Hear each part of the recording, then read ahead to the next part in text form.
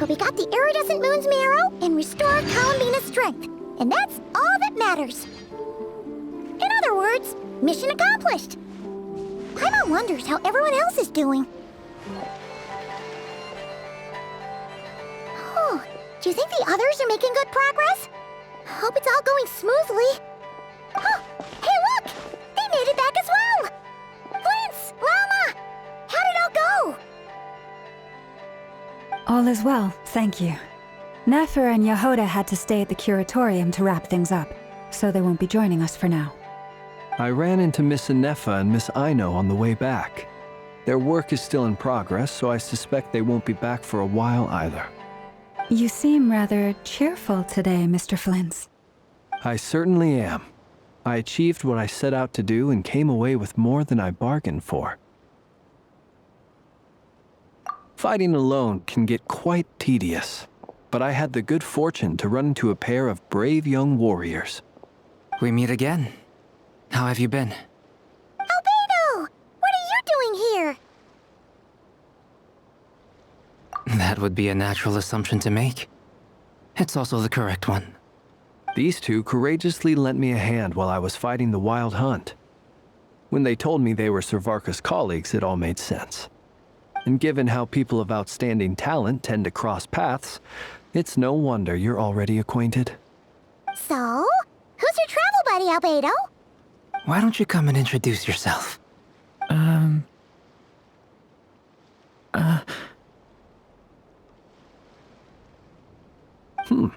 A gentleman of few words, I see. And a rather stern countenance. I presumed you were acquainted with him. Is that not the case? It's nice to meet you. Again. We've technically met before. Wait a sec! You're Minnie Durin! That's right. It's me. I'm glad to see you again. By the way, he says it's okay if you drop the mini. Yeah, I'm not as mini as I used to be. Interesting, isn't it? The first step towards blending into human society appears to be reflecting on whether one's name really reflects who they are. Wow! You look so different! In a good way, of course. It's great to see you looking so healthy. Thank you, Paimon. And although you're as mini as ever, I understand that diminutives don't always convey endearment. I'll be sure to simply call you Paimon as a sign of my great respect for you. Wow! You're such a smooth talker now. Paimon could get used to this. From now on, you may refer to her as your esteemed guide, Paimon. Personally, I think our little Paimon is the perfect size. When people call her Little Paimon, it's just because she's so adorable that they can't help themselves. If that's not a sign of endearment, what is? You're absolutely right, Miss Llama. My brother still has a long road ahead of him when it comes to understanding human relationships. Anyway, speaking of long journeys, didn't Columbina, leave with you? How come she isn't back yet? She's been catching up with old friends. Wouldn't be surprised if she stopped for a cup of tea or 10 on the way back. Uh-oh. People are talking about me.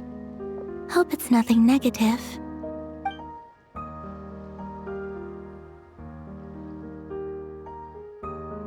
Judging from your expressions, I'm guessing it all went well? It's getting crowded here. I'll go grab some chairs. No need. This is a job for an alchemist. I'll whip some up momentarily. Thank you for your hospitality, ladies and gentlemen, but I was merely escorting my friends back. I'll be meeting Sandrone shortly, as we still have some things to discuss. It's been a pleasure, everyone. But this is where I'll say goodbye. We really appreciate your help. Oh, come on. Spare the formalities. I'm just glad I could help out some true friends. I understand. Well, bye for now, Harlequino.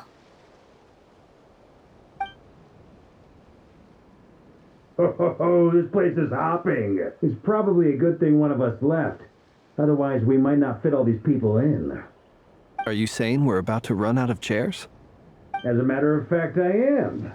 Come on in and see for yourself.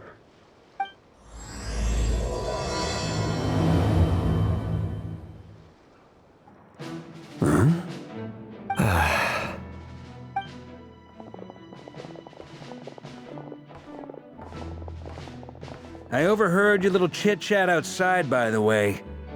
With Miss Columbina's colleague gone, we should be back to the original crew plus the other colleagues I brought in.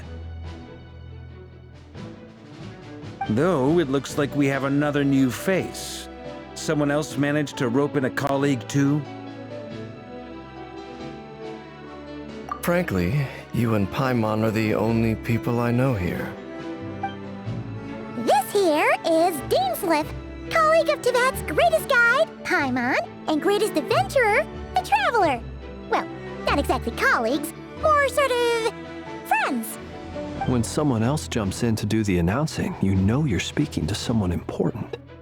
Let's hear what he has to say. Note to self. Once Paimon knows your name, the rest of the world will soon follow. When he comes looking for us, it's usually something important. Paimon's guessing you've heard about the Wild Hunt, then. From the looks of it, you're about to hold a meeting. If I were to say that the Wild Hunt is our mutual enemy, would that earn me a seat at the table? As the saying goes, the enemy of my enemy is my friend. Mr. Dainsliff, there's a seat with your name on it. Though, I can't promise the same for everyone else. Hey, Albedo, think you can rustle up a couple more chairs? After all this time apart, Grandmaster Varka's first order is to rustle up a couple more chairs. I've missed this. Is he being sarcastic? Hey, he's your brother. Why are you asking us? I've still got a lot to learn about the nuances of human conversation. Trying to decipher Albedo's way of speaking has been like jumping in at the deep end.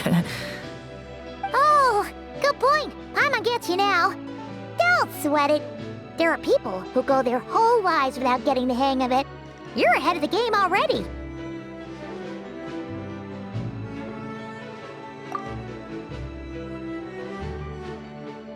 I wonder what's taking Nefer so long. Perhaps you should go and check in with her. If anyone can hurry her along, it's you. I just got back from the curatorium. Besides, aren't you curious to see what's taking her so long? Miss Nefer doesn't strike me as the type to share secrets. And since gathering intel is her specialty, I'm guessing she'd prefer to keep her methods confidential. Under such circumstances, would it not be tactless for me to impose? Oh, but it's fine for me to impose. What can I say? You have an unrivaled ability to garner people's affection, Miss Moonchanter. Besides, you have far more in common with her than I do. All right, then. Impressive. She barely fought back at all. I admire your powers of persuasion, my friend. As I'm sure Miss Lauma will realize soon enough, the trick in life is to always pitch in with other people's responsibilities so that you can be selective with your own. Another trick is to simply hide in the background. Spoken like a true sage. Anyway, looks like we've got some time to kill before the meeting. Let's take a little breather, folks. And feel free to chat amongst yourselves. We'll get down to business once the other two arrive.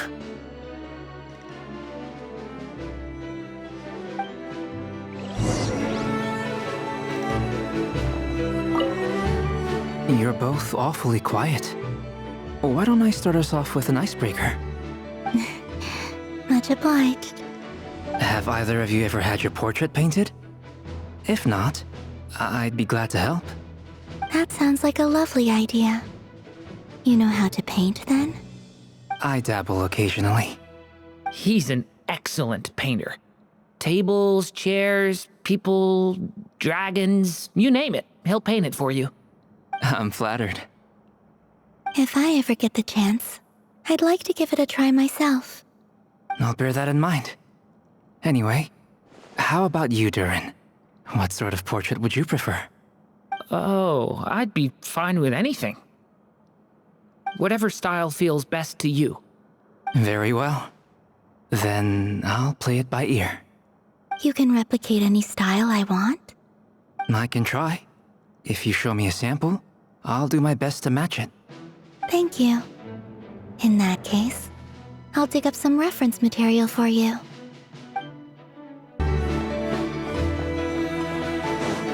Is there something you'd like to say to me? Yeah! For starters, why'd you just show up here without even giving us a heads up? If you think back to our previous interactions, you may recall that that's hardly out of character for me. You do have a point there. Oh yeah! You'll need to find somewhere to stay the night too, right? Want to tag along with us? You never know. We might get a group discount. Sure, let's do that. Great! Paimon will handle it. And in return, we can get Dainsliff to be our very own personal bodyguard. If that's what you had in mind, you should have said so sooner. I'd be happy to help. Oh, okay then. Paimon was only kidding, but good to know. Anyway, since we're all here together, we might as well watch each other's backs. That's just what friends do, right? Indeed. Thank you.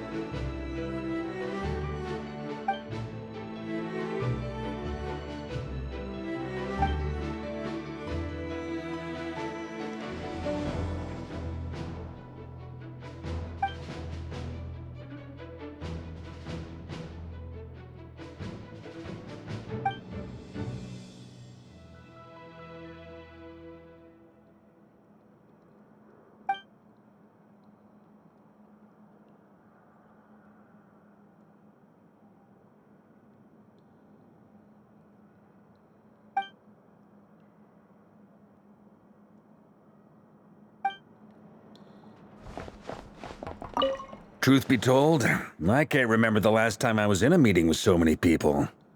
You're not alone there, my friend. The Lightkeepers also struggle to bring everyone together for a serious discussion. I don't doubt that. I've only ever met two Ratniki, one being you, and the other being that young guy, Itlua.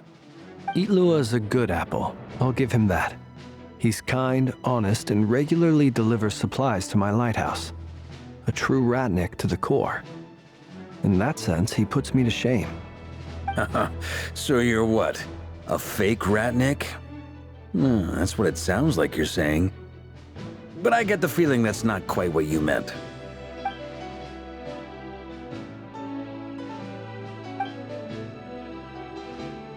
Come on, why the awkward silence? Sorry. I'm not even gonna bother trying to hide it. You've known all along, haven't you, my friend?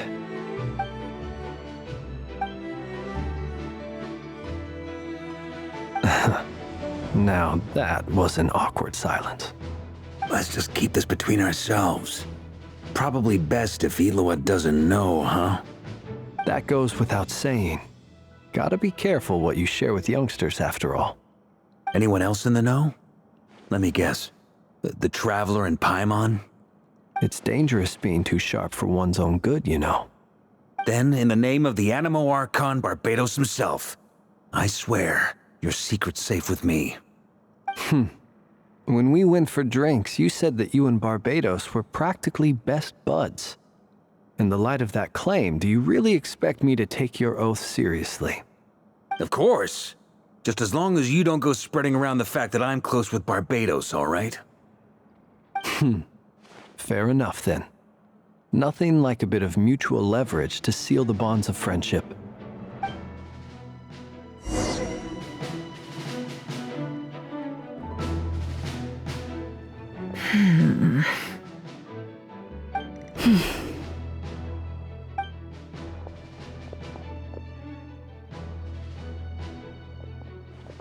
Ah, Miss Nefer. You made it after all. But what about Yehoda? I'm here to give you an update on how things are going on our end. Once this is over, I'll be heading straight back to continue my work. I left Yehoda back at the curatorium to watch over things while I'm gone. Huh. So much for just this once.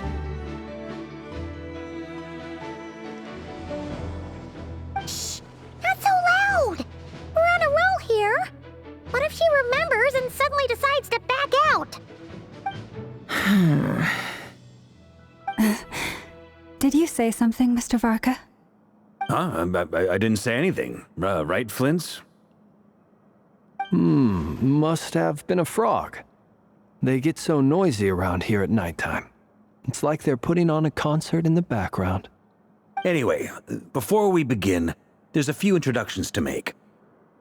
Let me start by saying that it's an honor to be speaking before so many distinguished colleagues and collaborators.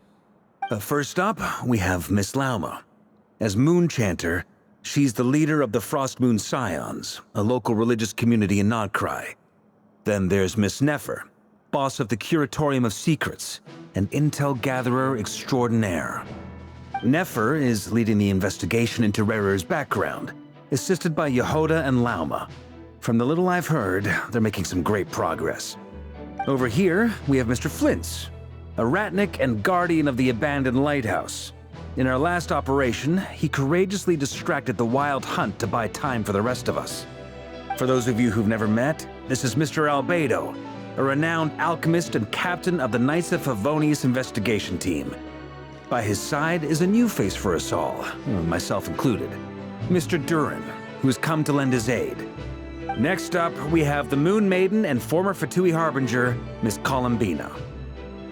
Then we have the Traveler, who's earned more titles than I could possibly hope to list out, so I'll spare you the rundown. And Paimon, the ultimate travel companion and quite possibly the best guide in all of Tevat. Wow! That's a lot of people! Great turnout! Miss Nefer, it looks like you might have another job coming your way, so, congratulations on the booming business, I guess. You think I haven't got enough on my hands as it is?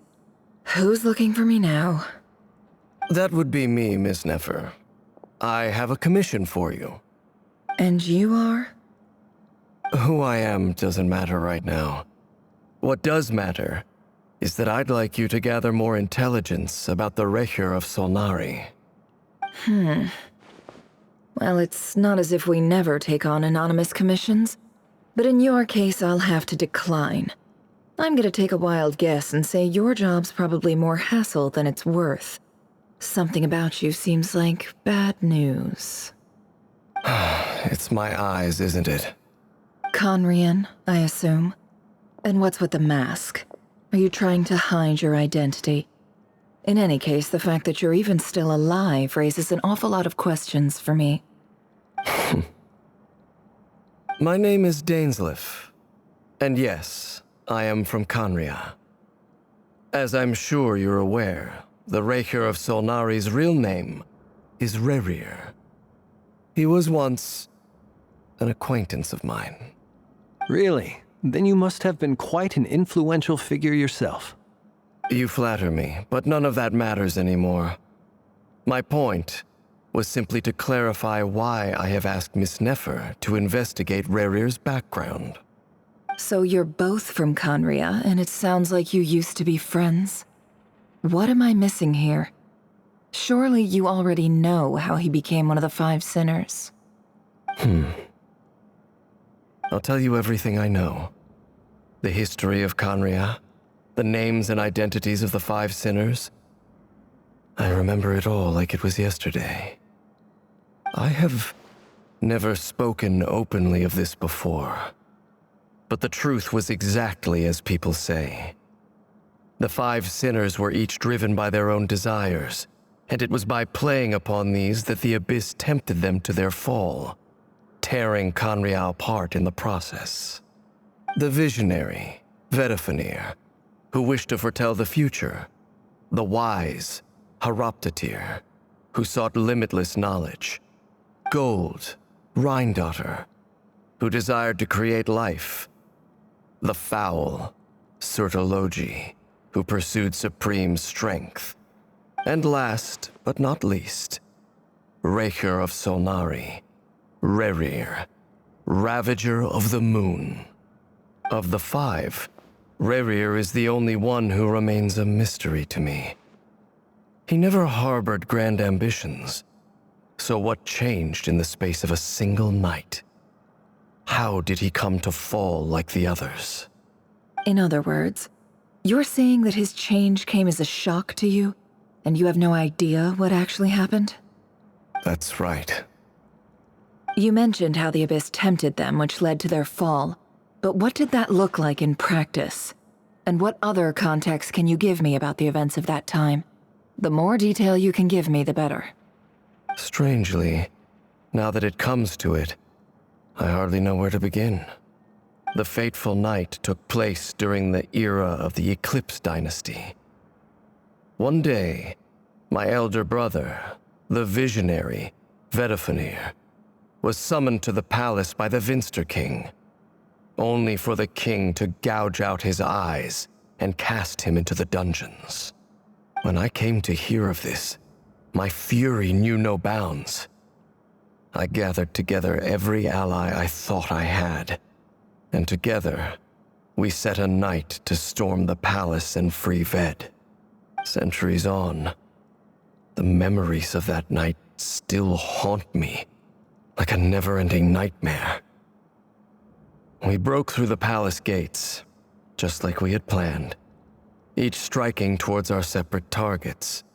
But then, I was betrayed. Even Vedafenir, the very person I had come to rescue, abandoned me and partook of the Abyss's power. So, it's personal after all.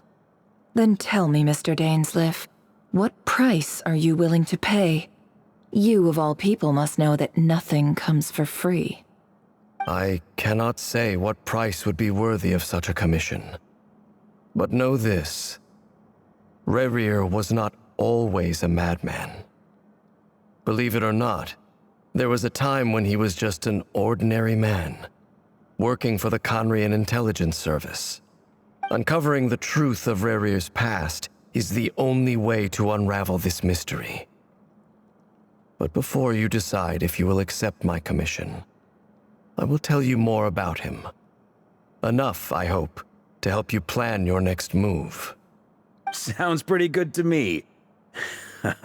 Feels like we just flagged down a random passerby, only to discover he's actually a master strategist who has a score to settle with our enemy.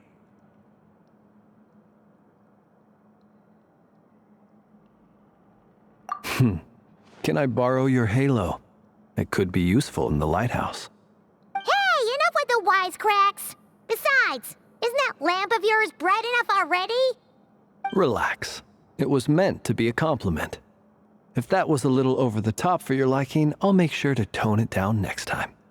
I'll give your proposal some serious thought, Mr. Dainsleif. Let's speak in private once the meeting is over. Before that, there's a few things I'd like to share.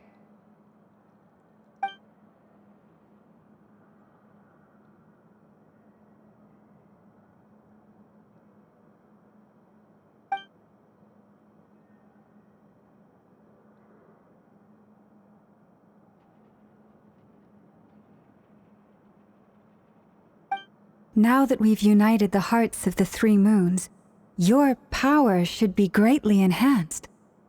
But it seems like that hasn't happened yet? I believe it will take a little longer. You've done so much for me, so I want to be completely honest with you all. Even though I'm doing a lot better now, the truth is, my recovery will likely be an ongoing process. From the moment I was born, my power has been slowly ebbing away. And that is because Tevat has never accepted me. Even with the moons united as one, it seems my rejection cannot be undone. So far, I have yet to find a solution. It may turn out to be a problem that will plague me until the day I finally leave this place behind. Even so, I will do everything in my power to help you drive out the Ray here of Solnari. As Arlecchino put it, this is not about chasing the spoils of victory. It's just a gesture of heartfelt gratitude. Kutar.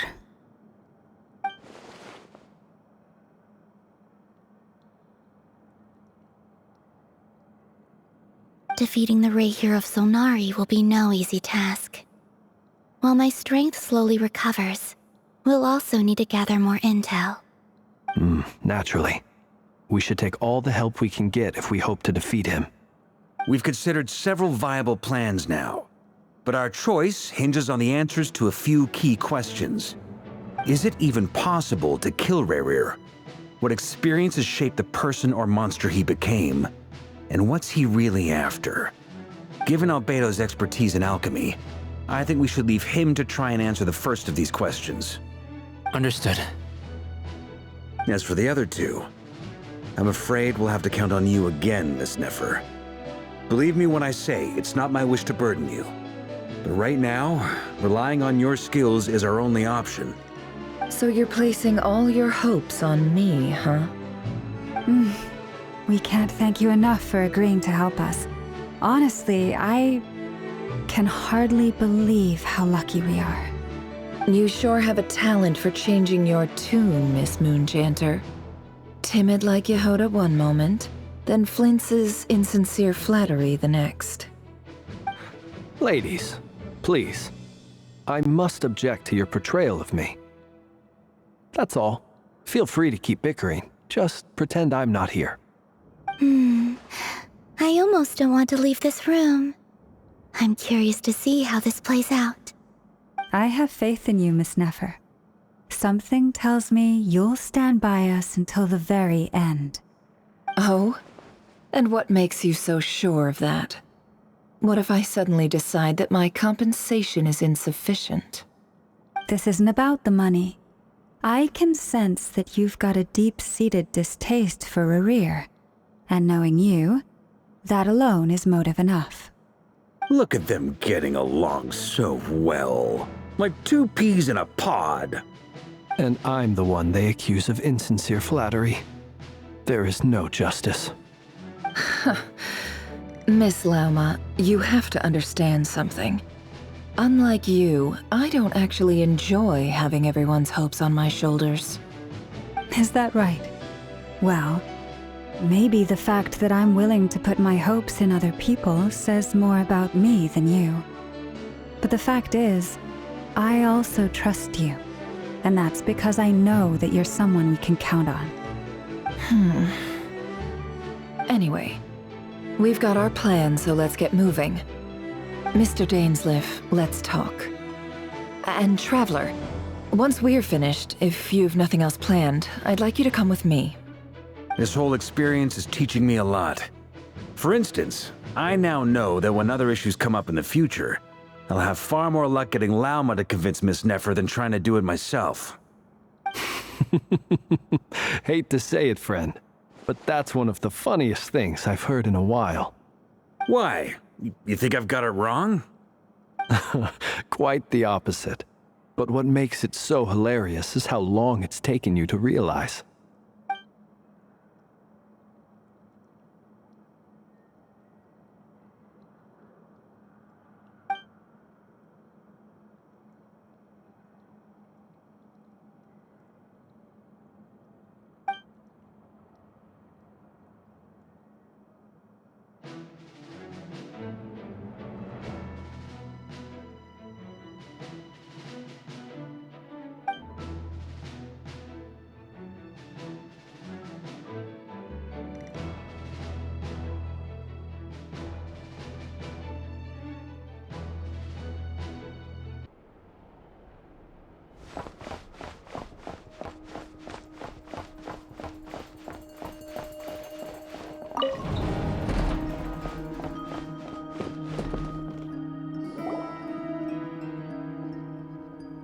Thank you for waiting. We actually used the time to help Dainsleif get a room at the hotel. That's very considerate of you. Now, I trust you share my curiosity about Rarier's past, and you seem fairly familiar with Mr. Dainsleif already. We spoke at some length after the meeting. He was the one who suggested I should invite you to join this operation. He feels confident that these secrets will be safe with you. Dane has a lot of faith in us, that's for sure. Likewise. I appreciate that you got right on board without interrogating me about why I invited you. It shows that you trust me to explain everything in due course. That's because we know what you're capable of. We appreciate you too, Nefer. You might have been forced to help in the beginning, but this time, it was your choice. That's one way to put it. Another is this, that once a decision's been made, it's set in stone. After that, my only goal is to see it through. Alright, so here's how it is. I'm going to access Rarier's thoughts again using my confidential method. Now, I'm sure you've seen things like this before on your travels, so you're surely well aware of how dangerous it can be. The reason I've gathered you all here is to ensure my safety during the proceedings. I plan for us to enter the fragment of his consciousness together, and once inside, I will focus on searching for information. Think of this as a diving expedition into someone's brain. If I'm the diver, you are my safety equipment, tasked with keeping me alive while I'm under the surface. Once the ceremony begins, we will all be spying on privileged information. But in the interests of safety, you must remain absolutely silent at all times. We will discuss our observations after the ceremony has concluded. Lastly, any individuals of a weaker constitution are advised not to partake in the ceremony. In any case, Paimon has her own job to do, which requires staying in the room but not joining the ceremony.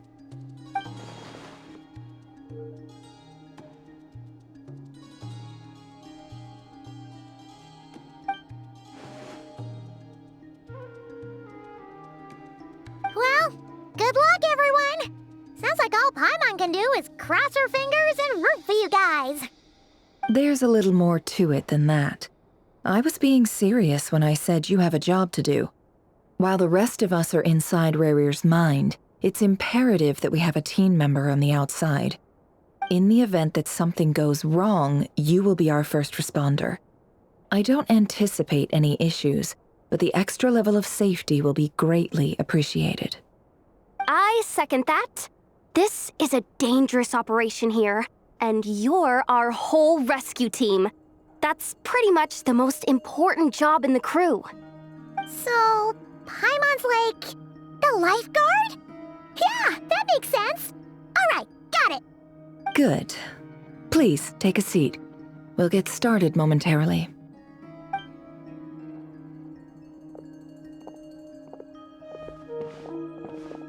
So, did Mr. Dainsleif tell you anything else? He told me that he believes Rarier kept some big secrets in his life. He's not sure that they were the cause of his eventual downfall, but he's asked me to uncover what those secrets were all the same. But surely you're not planning to go through with this, no matter the cost. If you think that, you'd be overestimating me. I'm a businesswoman, not a mercenary. But I do have my own professional reasons for taking this job. You think I'd turn down the opportunity to get a first-hand glimpse into Conrian history? No chance. Well, as long as you don't let morbid curiosity get in the way of safety concerns, we're good. We'll do whatever we can to help you. You're such a killjoy.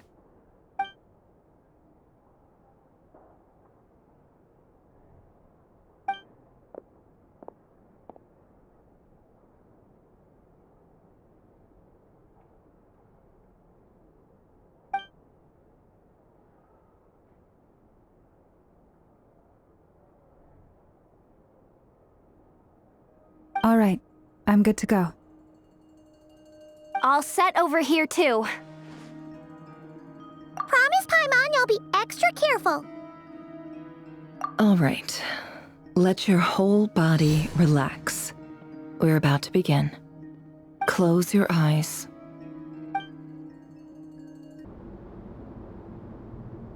Phew. Could this be his office? Pretty standard setup. Bookshelves, paperwork, files. According to Dainsliff, Rarier used to be an intelligence operative. Chances are there's plenty of top-secret intel stashed away in this room. Is this where you keep your secrets, Rarier? Can't say I'm not looking forward to this.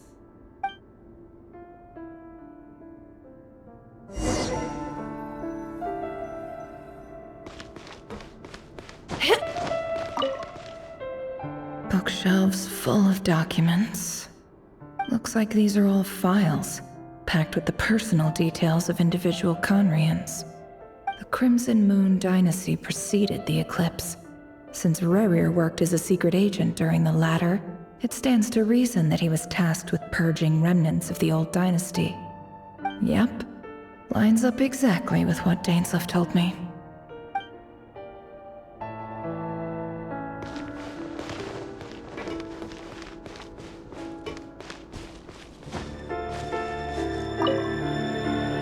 Wonder what kind of encryption technique this is. Seems like it has to be inserted into that camouflage device nearby. Aha! It's an audio recording. Please, hear me out.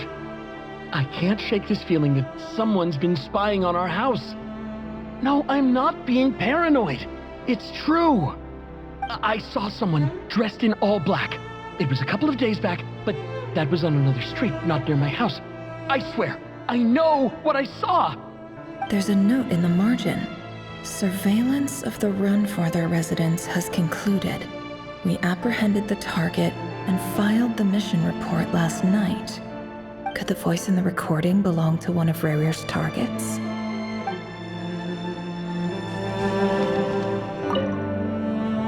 A file tucked inside a folder. The title reads, Dear Breakfast Shop Owner. It's a list of names. But at this stage, I have no idea who any of them even are.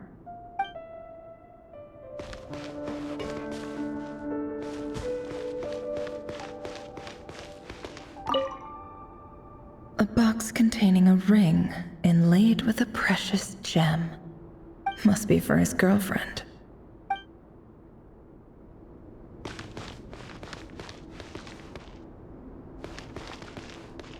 He looks even gloomier than last time. I wonder what's changed.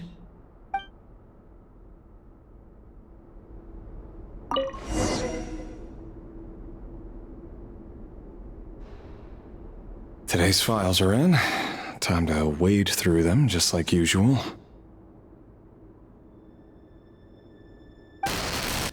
Male, 51. Occupation, cook. Confirmed Crimson Moon descendant. Has maintained frequent contact with other descendants over the past year. Poses a threat to the dynasty. Neutralized on...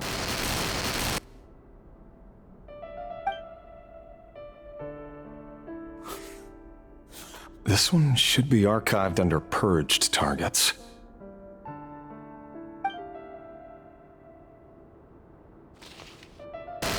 Female, 23. Occupation, office clerk. Confirmed Crimson Moon descendant. Has maintained frequent contact with other descendants over the past year. Poses a threat to the dynasty. Neutralized on...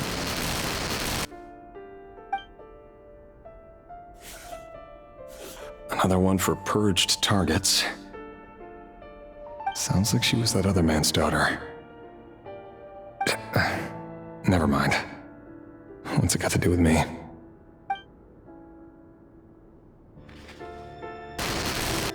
Male, 40. Occupation, teacher. Confirmed Crimson Moon descendant.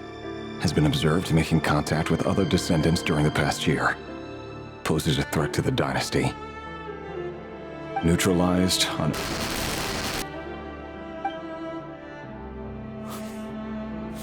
Just another nobody for the archive.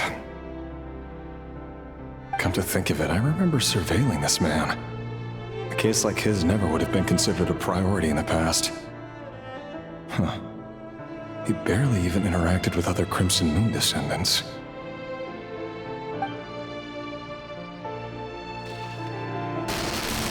Female, 16. Occupation, none. Orphan and confirmed Crimson Moon descendant. Has been observed making contact with other descendants during the past year. Poses a threat to the dynasty.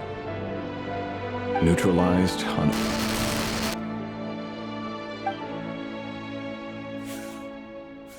Filed. I have no recollection of this girl. None whatsoever.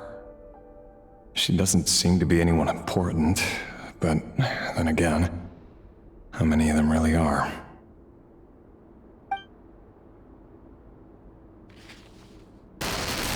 Female, 13. Occupation, none. Orphan and confirmed Crimson Moon descendant. Has been observed making contact with other descendants during the past year. Poses a threat to the dynasty. Neutralized on...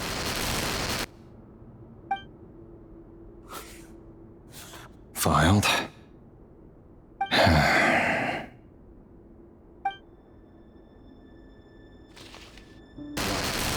Male, 11. Occupation, none. Orphan and confirmed Crimson Moon descendant. Has not been observed making any contact with other descendants during the past year. Poses a threat to the dynasty. Neutralized and...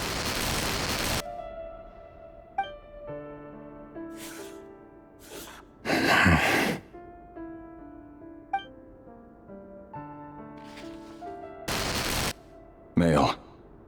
6. Occupation, none. Orphan and confirmed Crimson Moon descendant. Poses a threat to the dynasty.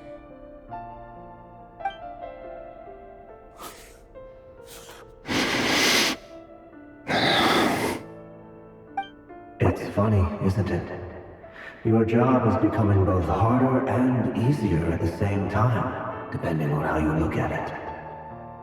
Sooner or later, the Crimson Moon descendants will be completely wiped out. But as their numbers dwindle, they become harder and harder to track down. That's not how it is. Fortunately, however, most of the able-bodied adults have already been taken care of. The remaining weaklings will be increasingly easy to deal with. No! No. My job is to ensure the survival of the Eclipse Dynasty. And the only way to do that is by eliminating any and all potential threats. It's a perfectly legitimate line of work. Every single one of my colleagues can attest to my fairness. And if my friends were aware of the facts, I know they'd back me up too. Assuming, of course, that they were aware of all the facts.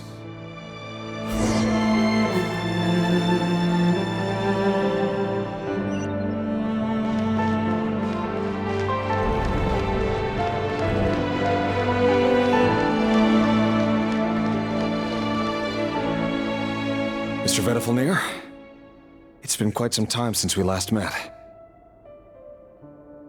Rerir, I trust you're here because you have something important to discuss. Forgive me. I wasn't tuning out, it's just, I noticed you didn't even phrase that as a question. As if you knew I was coming. Tell me, does someone in your position ever feel the need to ask questions at all? It is indeed within my power to foresee certain things. Things like your arrival. I was just thinking. It won't be long before I'll be inviting both you and Dane to my wedding. That isn't a lie, but nor is it a fact as such.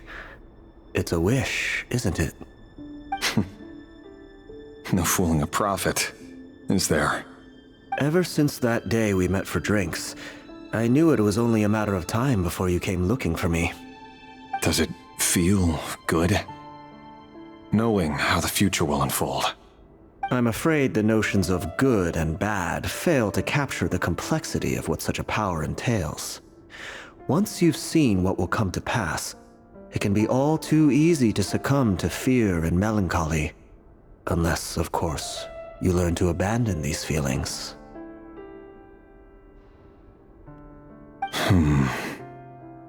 You fear my silence, and long to hear the words I left unspoken that day. That's right. You must have noticed my reluctance to broach the subject, and the reason is simple. Because the truth could never have lived up to your hopes. For both our sakes, such words are better left unsaid. The burden of prophecy was never meant for your shoulders. So who exactly do you deem worthy to hear your prophecies? None but our exalted king? Or rather, our king as he once was. You're closer to his majesty than I am. You must know better than anyone how much he's changed. You say that as though it is to my benefit. Yet precisely because of that, I dare not speak rashly. A king can turn out to be the most virtuous of rulers, or a tyrant more terrible than the most vicious of dragons. You are so wise and far-sighted, yet still you would have me live in fear of the unknown? You make a fair point. Especially given my silence alone was all it took to send you spiraling downwards. Very well then. Let me offer you some advice. And I say this not as a prophet or a visionary, but simply as the brother of your friend. For many reasons, there is very little chance of your marriage ending in happiness. If happiness is what you seek, you should find another fiancé.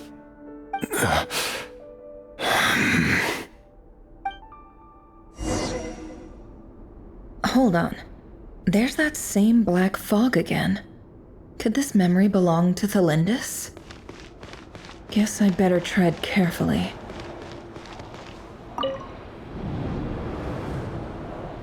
Wait. Hear me out. This time we finally got a clear look at his face and learned his true identity. His name is Rayrir, and he claims to be one of the king's guards. What did you say? A cruel irony, isn't it? The man you're set to marry leads a double life as a brutal executioner.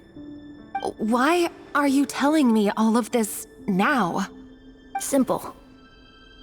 It's because I want you to kill him. You are the only person he would never suspect.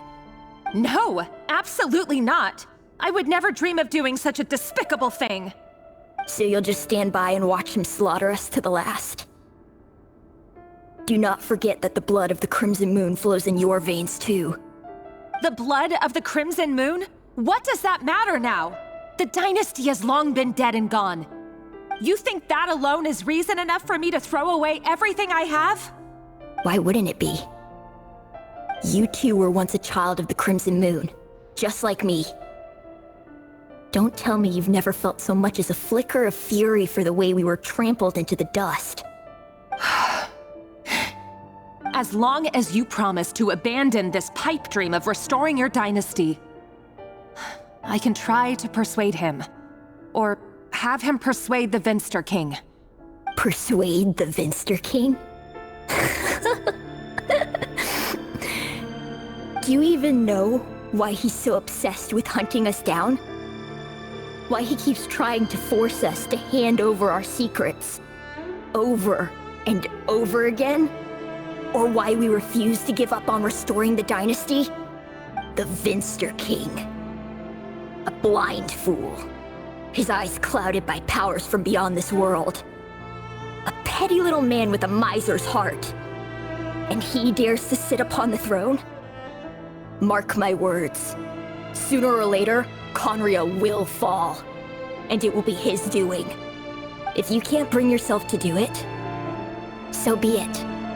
Just you watch. It won't be long before calamity descends upon us all. The Rayrir of Solnari. That really is quite a secret you've been keeping from me, Rayrir. But who am I to talk? Am I really any better? I've kept my own past a secret this whole time, too. Love should be built on honesty. But ours was born from lies. And yet... is it really so wrong to hide things that would only make life harder? If we don't cover up the parts that no one else should see, how can we go on pretending to be normal? Vedifulnir must have known all this.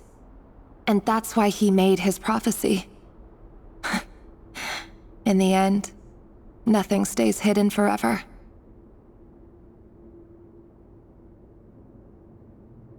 But I won't just sit by and watch this disaster unfold. I'll do everything in my power to protect what I cannot afford to lose, no matter who I have to face.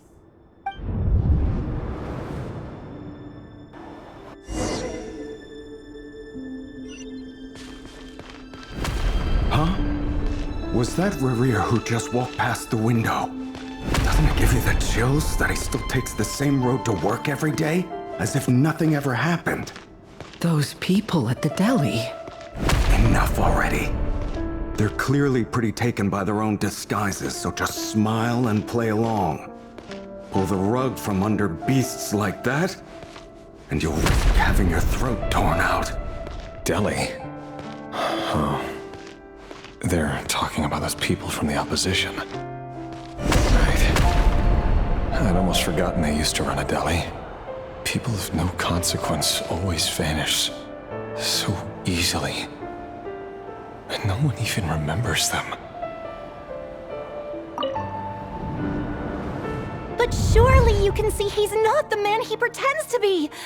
So many have died already, and they say that the king's madness grows with each passing day. We're not going to survive this, are we? But why does it have to be this way? Do we really deserve to die just because of the blood that runs through our veins? Valendis, are you even listening? Sorry, Freether. My mind was off wandering. I heard you, though. You're talking about what Rerir said. He's just following the king's orders. He's a secret agent, and it's his job to hunt down rebels and dissidents. By the time you first met him, he'd already taken lives. Maybe he was using you from the very beginning. No. Rerir has no idea I have anything to do with the Crimson Moon. My family are only distant relatives of the main lineage, and besides, my eyes are perfectly ordinary. Truth be told, apart from my teacher, pretty much no one knows I have any connection to any of it. It's been a long time since my family severed ties. But as Orlog said, who could possibly talk sense into that raving lunatic of a king? No one. I'll work something out. Trust me, I'm with you all. But for now, you need to keep yourselves hidden. Don't let anyone find you, anyone at all. Don't forget that Rerir is an Eclipse operative. You need to be extra careful when he's around. And when I am too. For now, don't come looking for me. And if anything happens to me, just act like we've never met. If even you can't escape this, what hope do the rest of us have? But after all this time together, surely he wouldn't lay a hand on you. I won't speak in his defense, nor can I give you a clear answer to that question. But I'll do everything I can to put an end to this.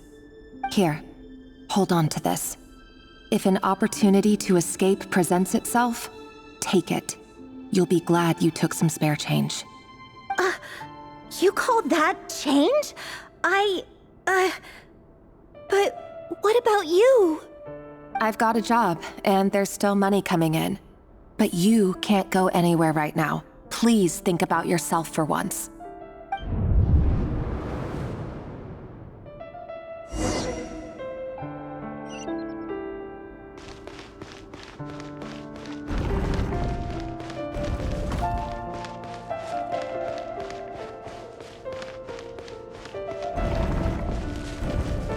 Another day, another round of assassination training. Training ground is just beyond this hidden passageway. When you kill a person, Doesn't it bother you when you end up covered in their blood? Why would it? Aren't we all just walking blood bags? But not everyone is accustomed to hunting down others like prey. You've been a hunter for so long now. You seem to have forgotten that most people don't just go around killing one another. Leave me alone. Make sure you have a firm grip on the handle. Then choose your angle well. Keep your movements light and brisk. And the prey won't sense a thing. I'll bet no one's ever died a quiet death at your hands. I work clean. No traces.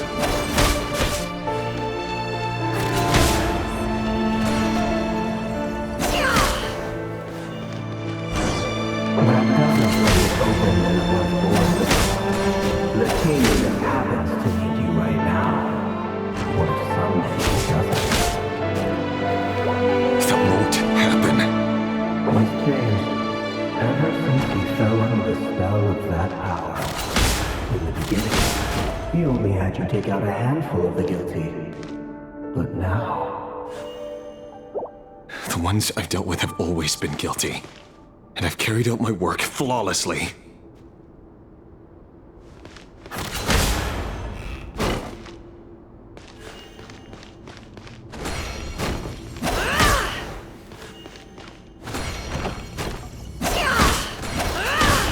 It all adds up.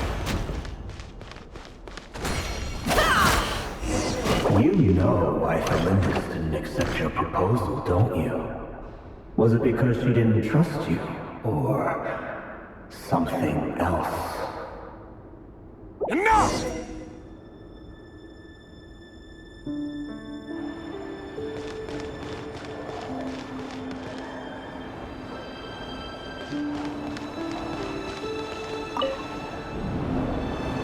Felindis, do you still remember Orlog? Orlog. The boy who was pretending to sell flowers. You spoke for quite a while, didn't you? Yes, we did. What about him? He was arrested 2 days ago. Chances are he's already dead. He... I just don't get it! After everything he's done, why do you still stand by him? Or does it mean nothing to you that people keep dying? No, that's not... Just hear me out. I need to go now, Felindis. They're looking for us. You take care too. If you ever need a place to hide, come find us.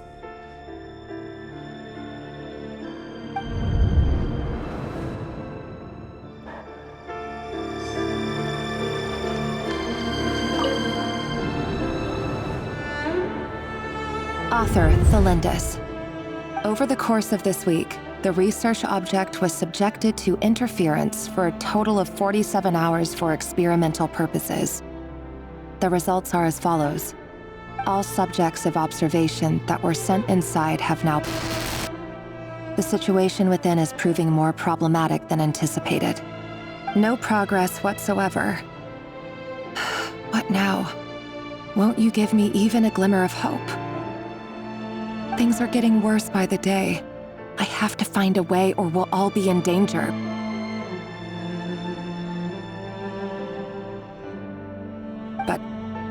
But I... If all this research comes to nothing, what then? Sooner or later, it'll be my neck on the line. But could he really bring himself to kill me? No. Surely he wouldn't have the heart.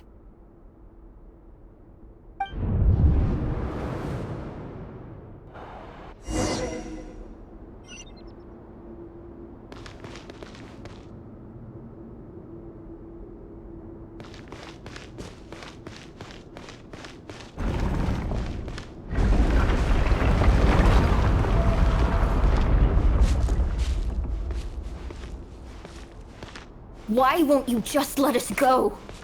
We don't even know each other. All we want is to live ordinary, peaceful lives. You want to live?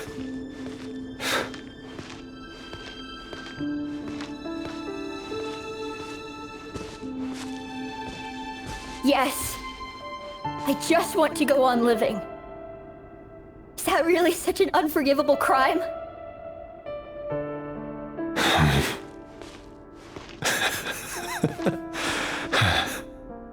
You want to go on living. I want to keep living too. To keep living forever. That's why I have no choice but to continue on the path I'm on. If only some savior would suddenly swoop down and change the way the world is. Too bad that's not going to happen.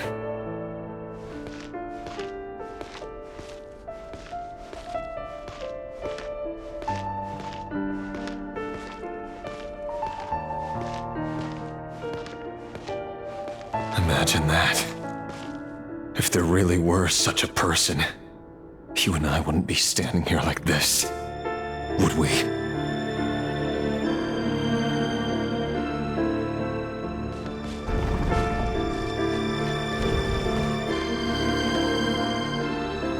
Today's files are in. Time to wade through them just like usual. No, I don't get tired of it. It's my job. And not only am I lucky to have it, I'm good at it too.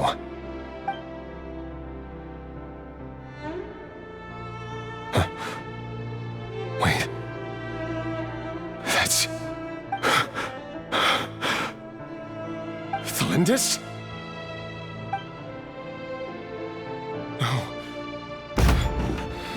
No. No! Why? But you bear no mark of the Crimson Moon. How could you possibly have anything to do with them? It cannot be! A diluted bloodline. Carefully concealed. I see it now. You've been living in the shadows just like me. What a fool I've been. Numbing myself with talk of justice. Even imagining my friends would back me up. But in the end, Irminsul. Finster King! How far are you going to take this? From the direct bloodline to secondary offshoots? And then what? Today it's the descendants of the Crimson Moon. Who will it be tomorrow? Will you not rest until everyone down here is dead? No. This cannot go on. This is where it ends.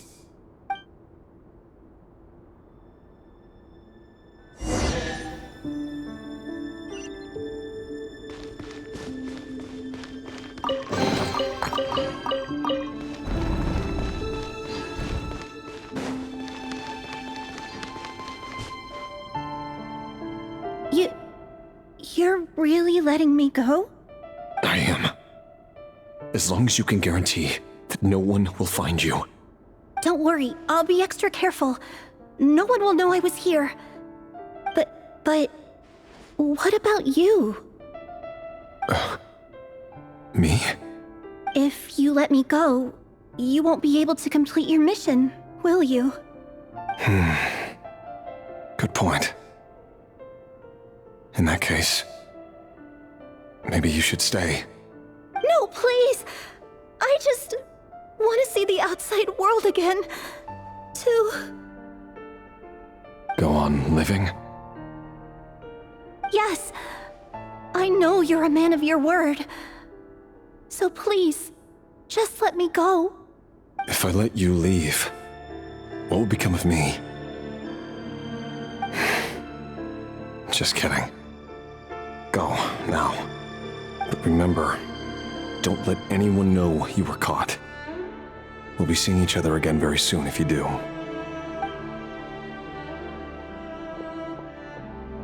Even shadows in the dark must live by a code. But you can't save everyone. You've been whispering in my ear for days now, Vedifalnir. What are you trying to do? break me down? I only say this because you long for an answer to your problems. Let her go, Rerir, or you risk losing everything.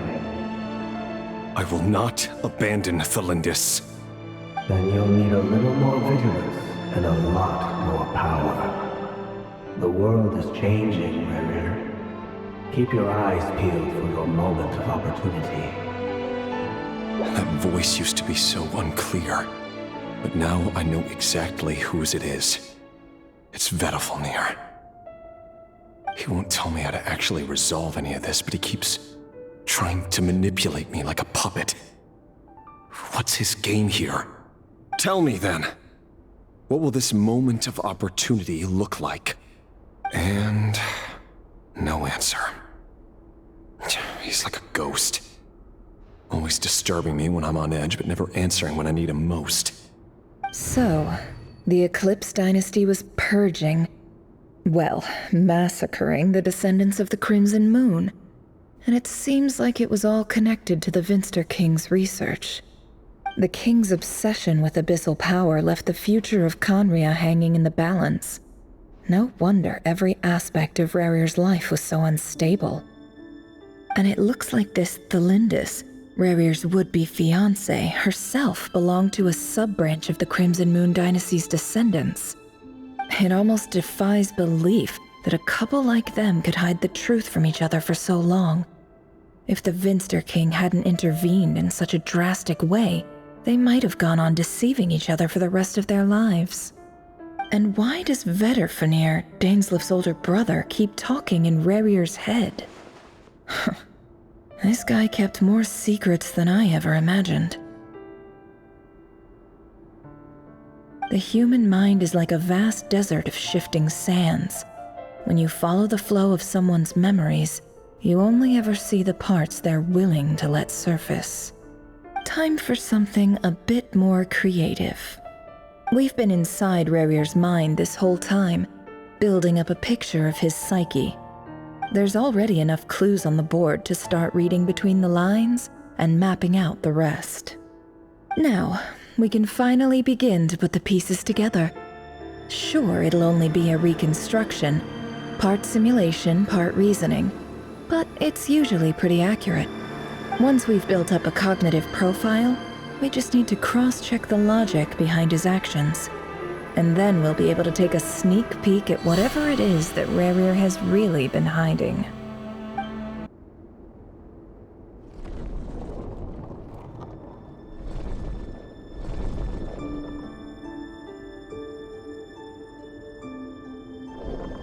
Rerir, are you there?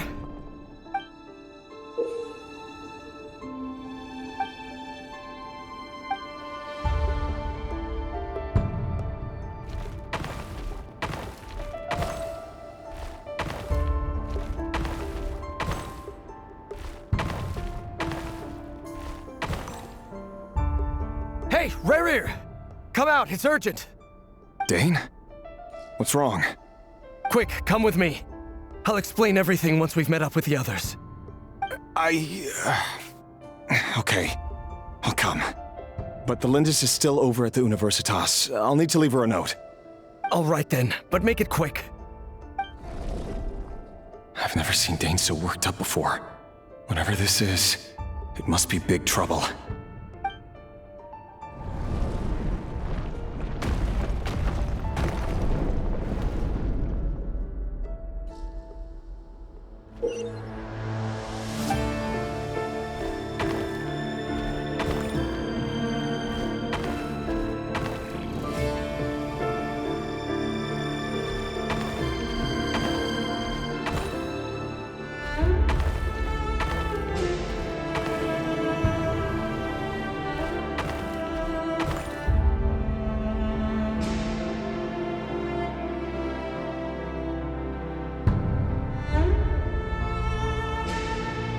Well, this is a nice change, meeting you all at this hour.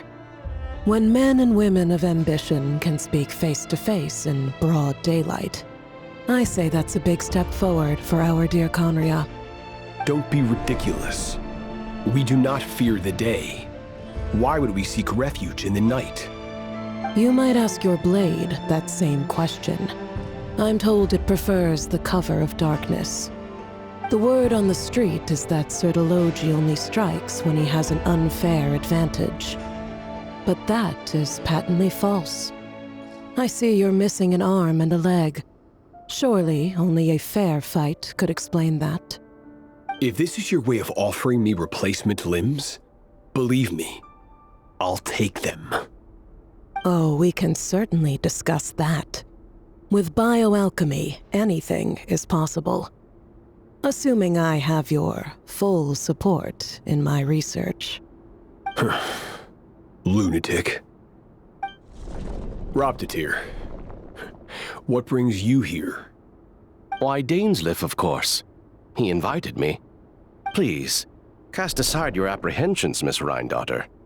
Whatever the rumors may say, I am but a humble servant of the king, and I can assure you he affords me no greater convenience than he does you.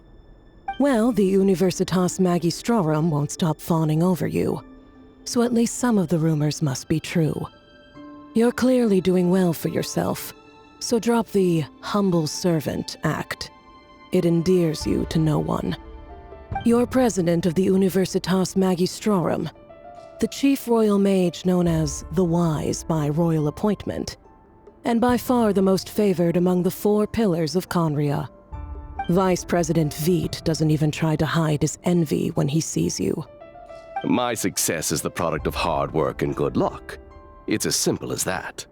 Were the king not such an extremist, I hardly think I would have received a senior post at my age. Of course, no job is without its gripes. Serving a king like ours can be a challenging task, as I'm sure you can imagine. And as for Efterveit, in missing out on the presidency, he's dodged a mountain of stress. Like everything else in life, it comes with pros and cons.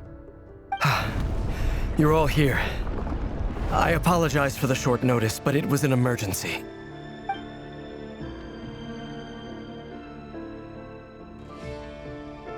You must be Rarir. Mr. Sertologi. Yes, I handled your case file during your sentencing. Nothing personal, of course. I'm pleasantly surprised that you remember me. You're clearly a person of substance if you've been invited here. But Dainsleif, you'd better have a very good reason for convening this little gathering. It's my brother, Vedofenir. After he spoke at the court this morning, the king was so infuriated by his words that he had him blinded in both eyes and thrown in prison. Vedofenir in prison? Strange. I thought the king trusted him and Horoptatir more than anyone else in the world. Does this mean the king's circle of trust just got even smaller? It has nothing to do with trust. It's about what the king wants, which is as clear as day to anyone paying attention. I simply appease him, because it's in the best interests of the Universitas Magistrorum. And also because you're slimy. Vedofenir, perhaps less so. But still, a visionless visionary? It rather inclines me to think that qualifications are not what get you ahead in Conria. Do you honestly think this is an important discussion to be having right now? Dane, what are you planning to do? Rescue Vedofenir, I assume. Correct. It will mean storming the palace by force. Tonight. I need all of you on my side. That's far too dangerous. And don't forget, Dainsleif, you're captain of the Royal Guard. You swore an oath to the throne. You've been planning this for a while, haven't you? I have no desire to commit treason. But whatever critique the king may have of Vedofenir, disfiguring your most loyal subject for putting the best interests of his court and nation first, this is not the conduct of a wise ruler. My blade will force the king to see the error of his ways. So, Vedofenir's prophecy enraged the king. I'm sure it wasn't what he wanted to hear, but if he won't take counsel even from the visionary, that is deeply troubling news. The extent of His Majesty's madness is now all too clear. The question is, how does a man like me get out of this situation unscathed? You have noble ambitions, Dane. but I'm afraid they don't do much for a guy like me. I'm not interested in saving the world. All I want is a letter of pardon. A letter of pardon? For whom? Thelindis? The chances of the Vinster King issuing a pardon for anyone connected to the Crimson Moon seem vanishingly slim.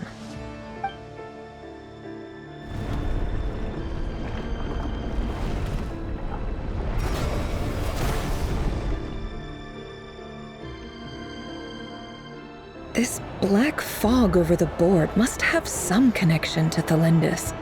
But why is it taking this form?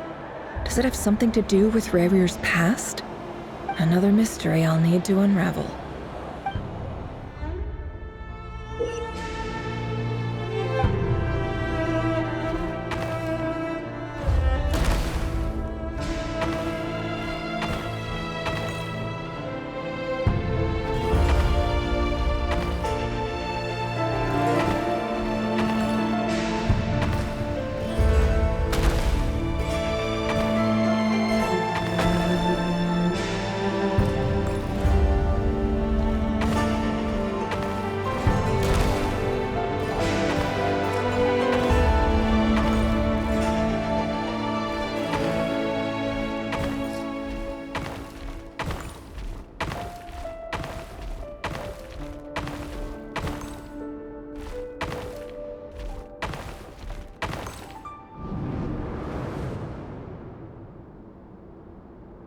Author Thelindis. Over the course of this week, the research object was subjected to interference for a total of 60 hours for experimental purposes. The results are as follows. Research dating back to the Crimson Moon Dynasty has established 2 points regarding moon marrow. Firstly, its origins have something to do with a god's power. Secondly, it serves as a portal to an as-yet indeterminate location. Moon marrow can thus be defined as a spatial gateway. However, there are a number of hurdles to overcome before we can answer the question of where it leads to. To start with, opening the gateway requires a specific power source, which the relevant literature indicates. An enormous amount of power is then required to keep the gate open. Currently, the total power output of our instruments remains in the single digits. To make matters worse, I am now the only staff member remaining in the Moon Marrow lab. The Universitas Magistrorum recently decided to move most of its personnel into abyssal energy research, which has stymied all Crimson Moon-related projects. This is not a wise move. I have always maintained that placing all our hopes in a single source of power is risky, especially one as poorly understood as this. As well as making ourselves overly reliant on a single resource, we are neglecting other promising technologies. I apologize if this comes across as disrespectful. But as a Moon Marrow researcher, I desperately want to see the world beyond the gateway. If we really made it there one day, what would we find? And how would we go about taming the unknown? My imagination is endlessly fueled by questions such as these.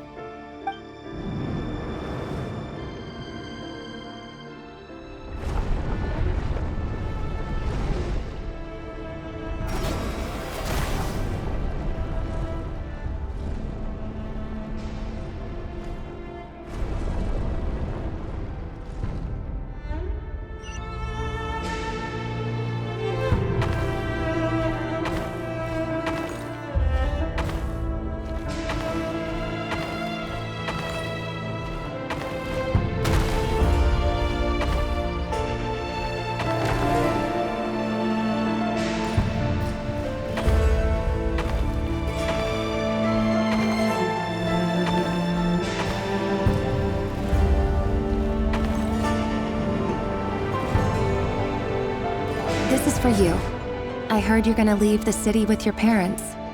Thelindis, did you hear about what happened? I've heard nothing. Rerir got back very late last Friday, and he was acting a little unusual, but he slept pretty well, so I'm guessing whatever he did was a good deed. You never saw him, and I don't know what he did. And this conversation never happened. You understand? What if he finds out that you pried into his secrets? Don't be silly. I don't know what secrets he does or doesn't have. All I know is he's just a normal guy who happens to run some errands for the king. Are you scared of him? I don't know. The Rerir I know doesn't match the person you all describe. Logically, I should be scared of him. And yet, I don't want to lose him. But enough about that.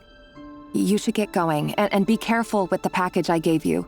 Keep it secret. Keep it safe. What's in it? A piece of the moon. All you need to know is that as long as you keep it safe, then in the future, everyone will be able to see a red moon. A red moon? You mean our moon? That's right. Our moon. Promise me you'll look after it. I promise, Thelindis. The Crimson Moon bloodline will never die out. Its light, the color of blood, will become like a fire that flows in our veins, no matter how long it takes.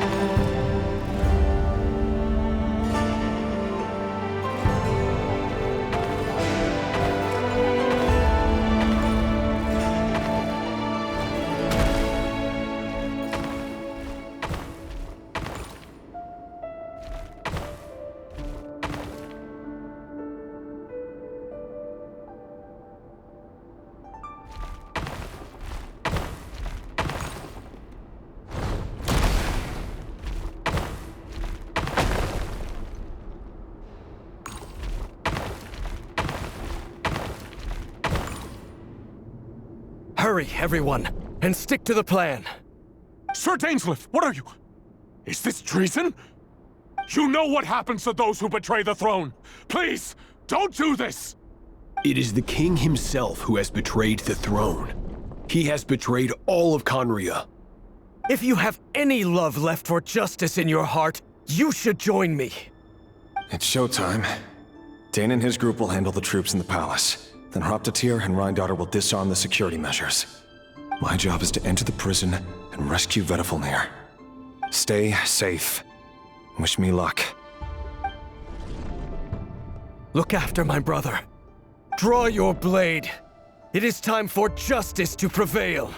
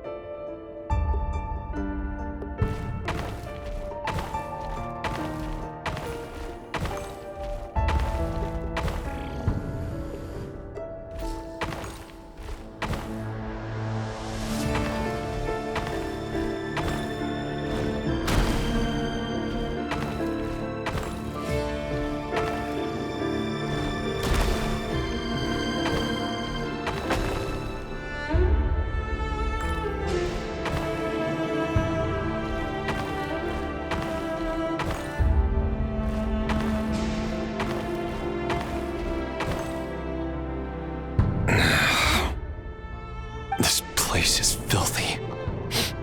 And the smell is abominable. Clearly, the king doesn't allow his prisoners a single shred of dignity. This is dire. Found you. Hello, Mr. Vedifalnir. Ah, it's you. Surprised? Oh, wait. I guess surprise isn't an emotion that prophets feel very often. I certainly felt some surprise in the moment when I was blinded. Surprise at the king's sheer ignorance. Surprise at just how unfairly this world responds to words of earnest remonstration. I'm curious. What did you prophesize this time? It wasn't a prophecy. It was a word of warning. Someone had to say it. The king has forsaken all reason in pursuit of his obsessions. I simply told him that if he continues on this path, Conria will surely fall. But he didn't listen. Worse still, he stabbed you in both eyes and locked you away. Dane asked for my help. The court is in complete chaos now, but I'm sure you predicted that. Everything is transpiring as I foresaw, yet I am powerless to change it. Fate is an immutable force. I can but lament as the inevitable unfolds. I do wonder whether giving a man the power to see the future does nothing more for him than slowly crush his spirit. Forgive my curtness, Vedafulnir, but the king did not suddenly turn on you today. His suspicions have been brewing for a long time. You can't have wisdom beyond the reach of your fellow man without attracting his fear and suspicion. There are things the king does not want to see. So, he doesn't want you having visions of them either. He blinded you because he thought this would make the visions stop. He wasn't entirely wrong. I did indeed lose my power to see the future. Right up until... Until what? Just now. I believe I saw something new. Well, tonight could go a lot of different ways. 5 of us banded together to storm the palace, also we could rescue you. This will go down as the most tumultuous day in Conrian history. I sense hatred in you, but also hope. A desperate hope that with the tyrant deposed, that will be the end of the story. But this is not the end. It is the beginning of a new chapter in a whole new story. There are many men of honor and courage in this world, Rerir. But you are not one of them. You're not here for justice, are you? You're here for yourself. Is that a dagger? Interesting. Why not the polearm? It was always your weapon of choice. With your abilities, I don't doubt that you were able to recover some of your sight. But I also doubt that you want to make an enemy of me right now. Of course not. We're on the same side, aren't we? We could be. But I need you to be honest with me, Vedafulnir. At this point, you're my only hope for the future. You mean your future? With your beloved, Thalindis? Yes. And I know there are bigger things at stake here. A dynasty, a nation, maybe the entire world. But forgive me, I care first and foremost about myself. I can't abandon the one I love to save myself. I just can't do it. But you see a broader picture of the future than I. You see the solutions to the biggest problems of our age. So tell me, what is my solution? What's the answer? In matters of fate, answers are either right or wrong. What will be and what will not. Maybe you are willing to pay a certain price in the pursuit of happiness, but unfortunately, fate does not negotiate. That is the cruelest thing about fate. It is unmoved by your sacrifices. That can't be true. I know it's your voice that I keep hearing in my head, urging me to see how the world is changing, to seek more power, so I can protect the things I love. You show me disaster, but you won't show me how to avoid it? Why? Why are you doing all this? My voice. In your head.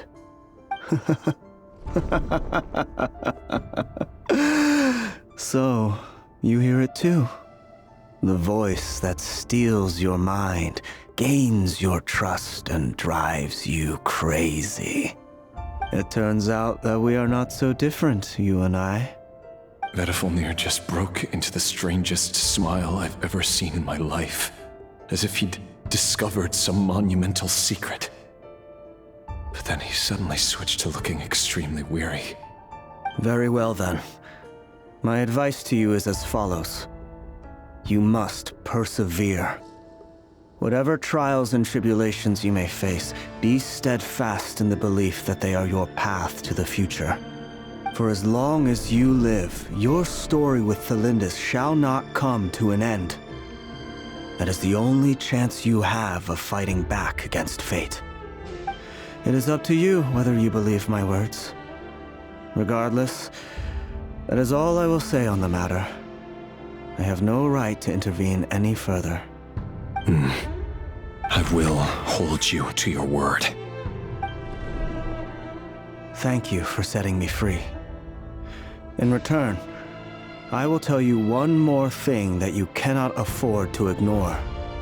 Just then, a strange wave of energy rippled through the city.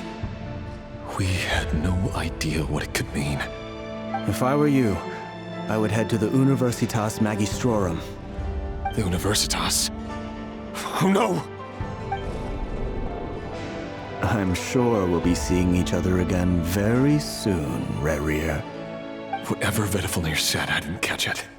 I didn't even help him out of the prison. There was no time to lose.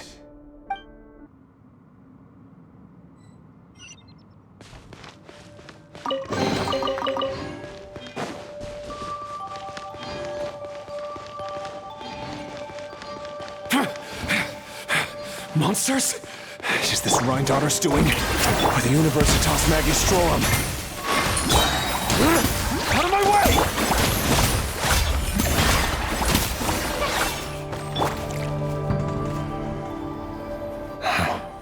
The Universitas. That reminds me of a rumor I once heard. Allegedly, the king installed secret mechanisms in the palace and around the city. No one knows where they are or what kind of power they hold.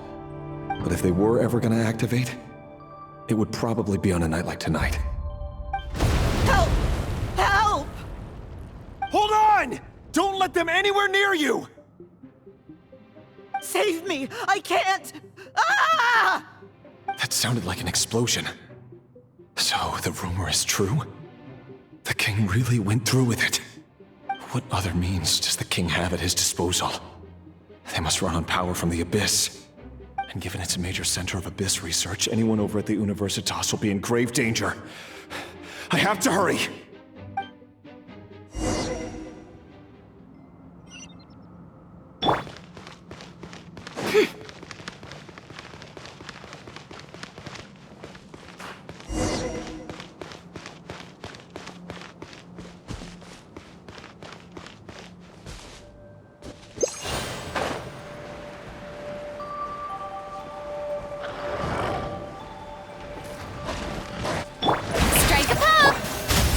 Show no mercy!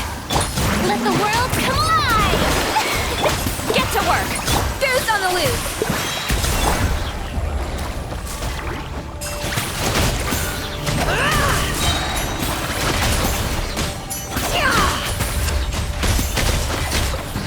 Let's see what you're made of.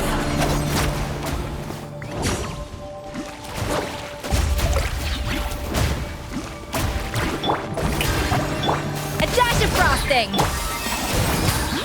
The mystery unravels. Can't hide the truth.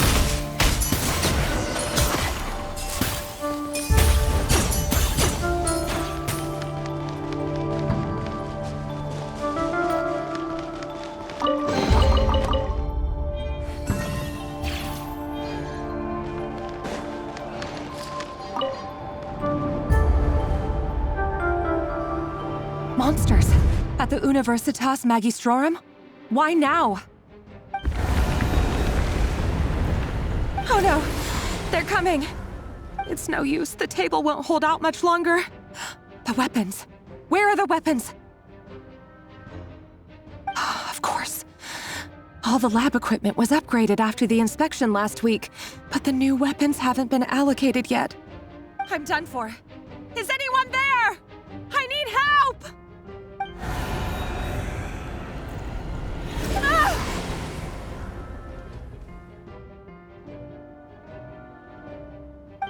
Stay back! Please stay back! Please!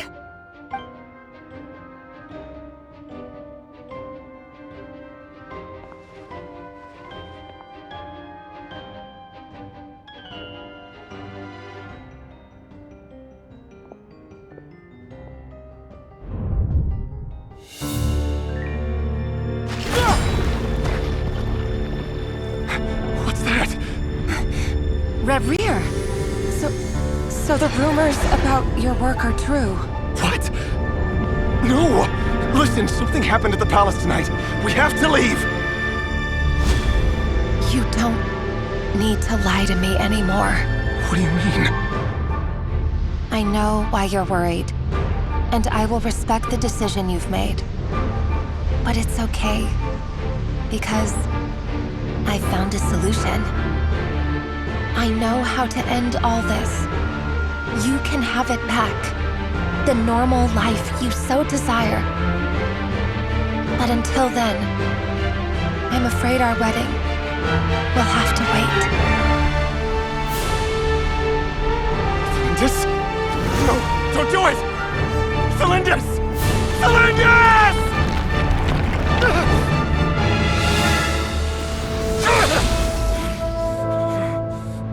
I told you, Reverie.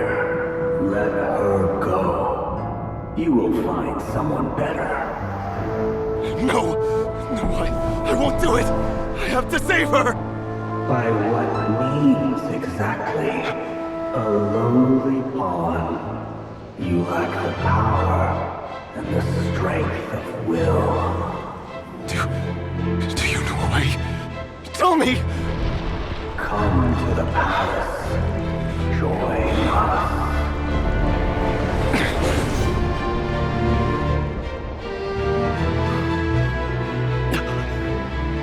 Reverie, thank goodness we...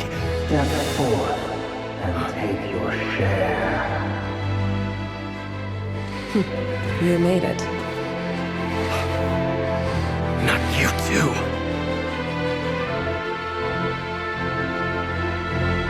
Hatred or grief, despair, desire. We all have our own.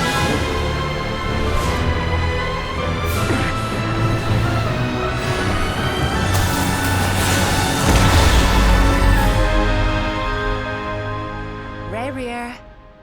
Reverie. Cylindus? Were you daydreaming?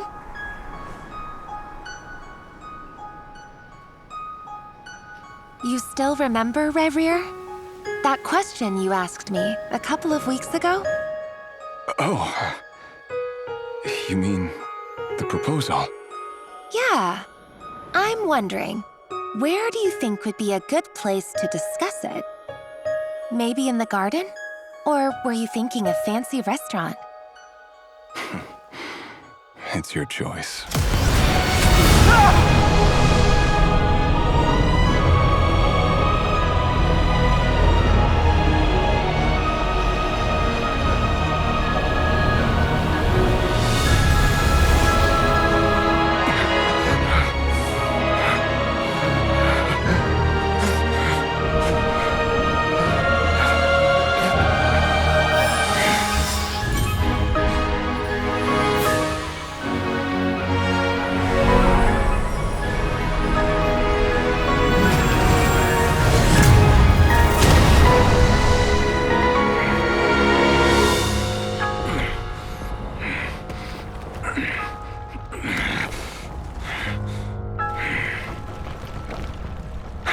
Find you.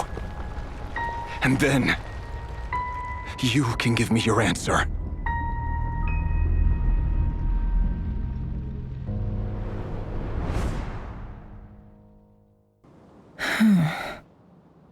So that's how the Raker of Solnari was born. A monster created by circumstance is a monster all the same. Viewing other people's thoughts for too long can get uncomfortable. Right now, I'm feeling a strong sense of loathing. In a nutshell, The story of Conria is what happens when the truth falls by the wayside. Everyone tells little white lies, and before long, you have a huge pack of lies that destroys everything. Phew. Time to get back. His past is filled with sorrow, but the tale of any fallen civilization is one of endless tragedy. Cruel as it may be, that was Conria's fate.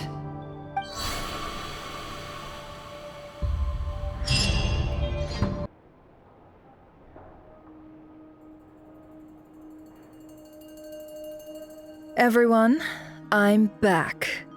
Can I get a standing ovation? Never!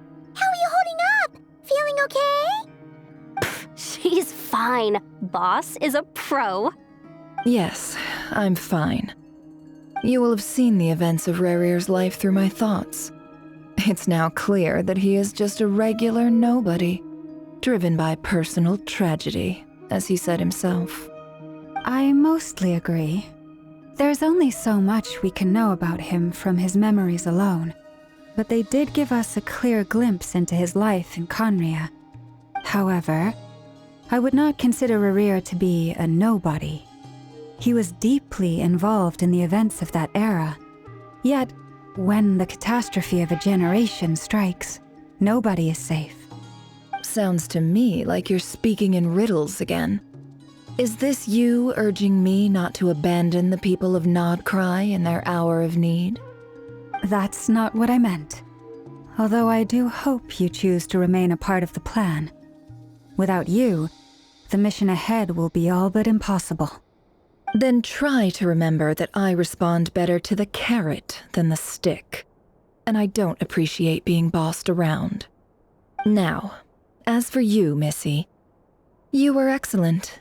You stuck to the rules of the ceremony and kept your mouth shut the entire time. Bravo. Cool. So, can you fill me in on the deets now? Most of what I saw went right over my head. Patience. You'll hear the whole story, don't you worry. But let's meet up with the others first. It will save me narrating it twice. Yehoda? Yes, boss. Let me get that door for ya.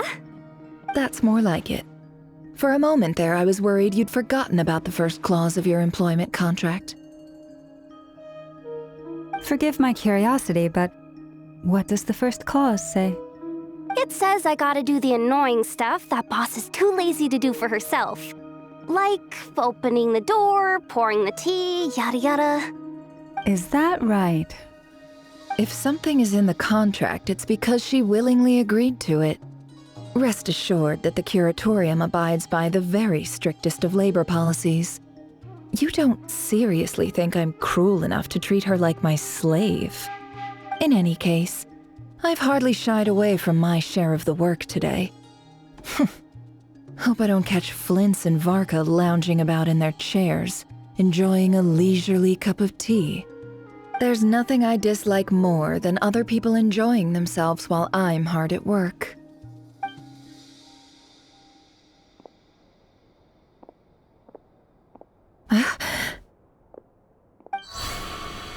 Oh no.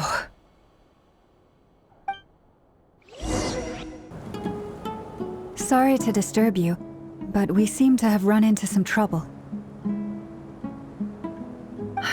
Evidently so. Don't worry, I'm not about to leave you to fend for yourselves. I'm not that kind of boss. And it would go against the Curatorium's labor policy. I'm sorry? What did you hear me say? I wasn't talking about labor policy. Wait. How long have I been standing here? Not long. You just appeared by the door a moment ago.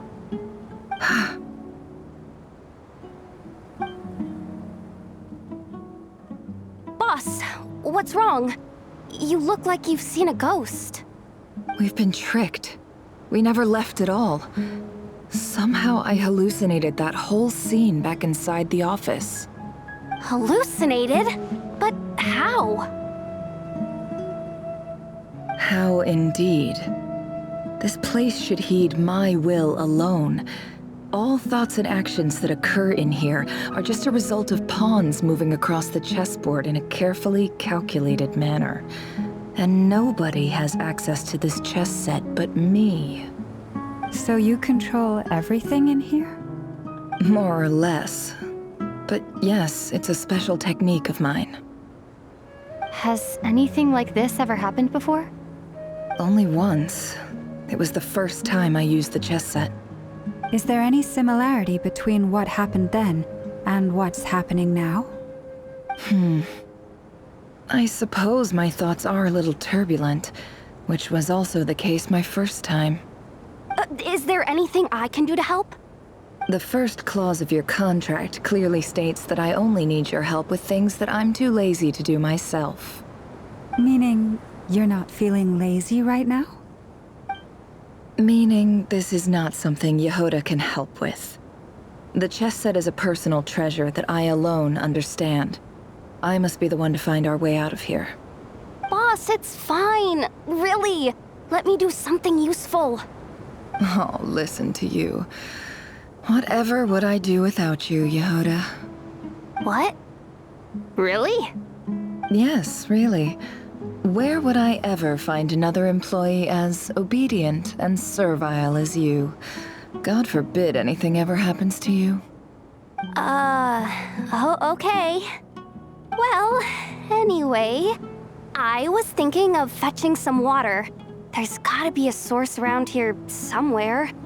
I suggest everyone finds someplace comfortable to take a rest. We gotta conserve our energy. Even though all this chess malarkey doesn't exist in a physical sense, mentally speaking, it's all real. And so is our tiredness and fatigue. You don't want to dismiss mental fatigue. Just because it isn't physical doesn't mean it's any less serious. But anyway, I got your backs, so don't worry about a thing. Don't I have the best employees? Jealous much? If we can find a suitable time, I'd love to borrow Yehoda for a day to help out at the Frost Moon Scions. Would you be amenable to that, Boss Nefer? Oh, Lauma. Have I ever told you just how pretty you are? Beauty runs from the tips of your antlers to the depths of your imagination. Time to rally, everyone. Follow me. As we continue our journey, the same rules will apply. That means stay focused and no talking no matter what we encounter. And don't disturb the chess pieces. You have my word that I will get us all out of here.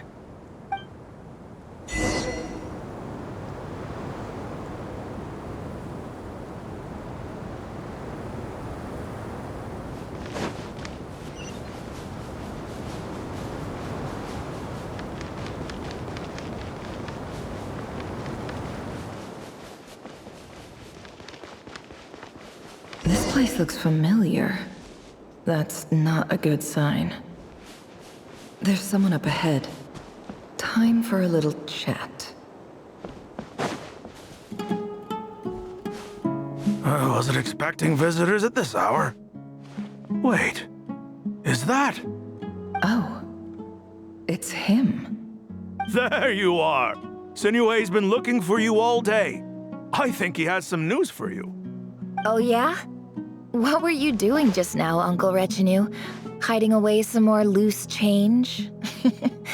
I know I saw some Mora. What do you mean, loose change?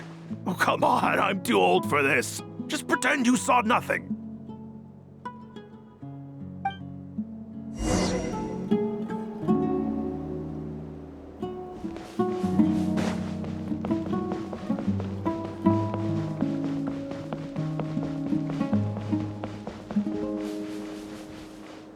Hey, kid. Mind telling me what Sinuhe's been up to recently? I'm trying to get in his good books and I need a way in. Get in his good books? Why? What do you want with my dad, Uncle Apepi? I've written a new song. I was hoping to showcase it at the next festival, but I'll need his approval. A new song, huh? I'd love to stay and listen, but unfortunately, Uncle Retinue says my dad's looking for me. Well, there's plenty of time and I'm not going anywhere. See that pile of stones? I'll be sitting there warming up my vocal cords. Come find me when you're done. Pile of stones. Got it.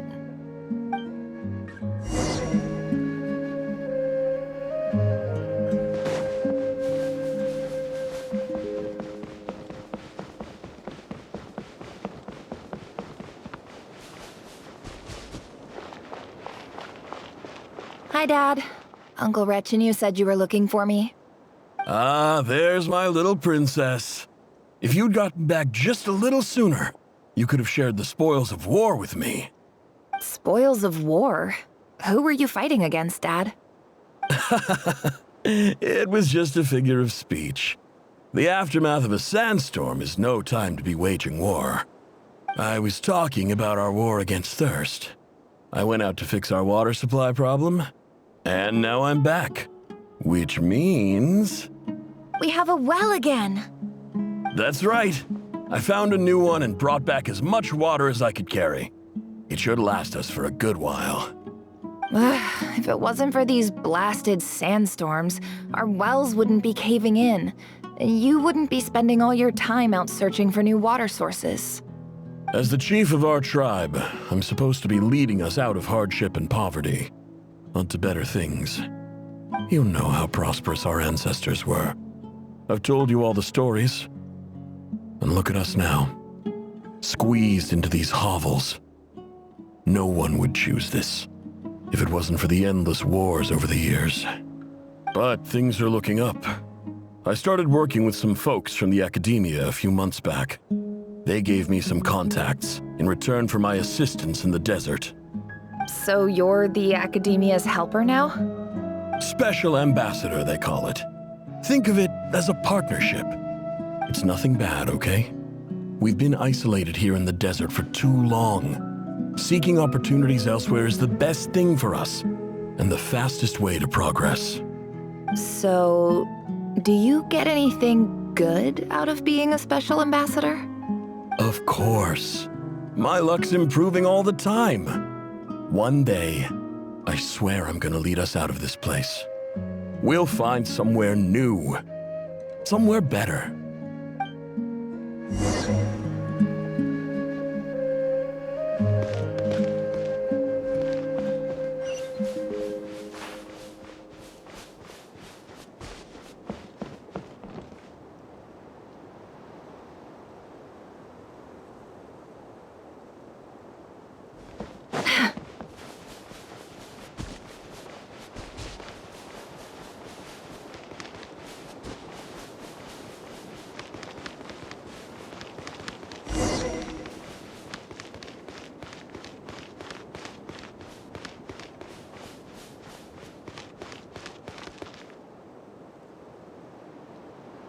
That's our well, and you know it!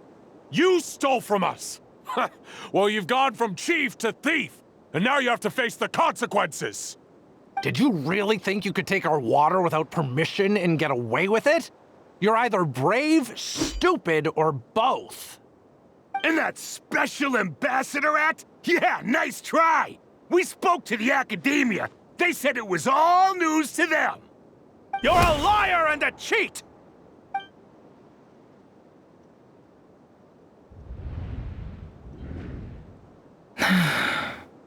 I heard Yehuda gasp, but I don't blame her. Most people are terrified by the sight of blood. Corpses strewn across the ground.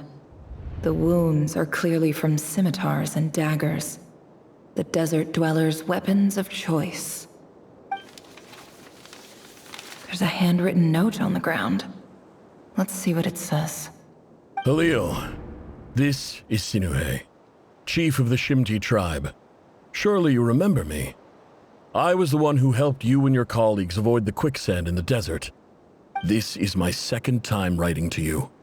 I assume my last letter must have gotten lost in the mail, as I didn't receive a reply. I hope this one makes it to you safely. I'm writing to you because I need some help.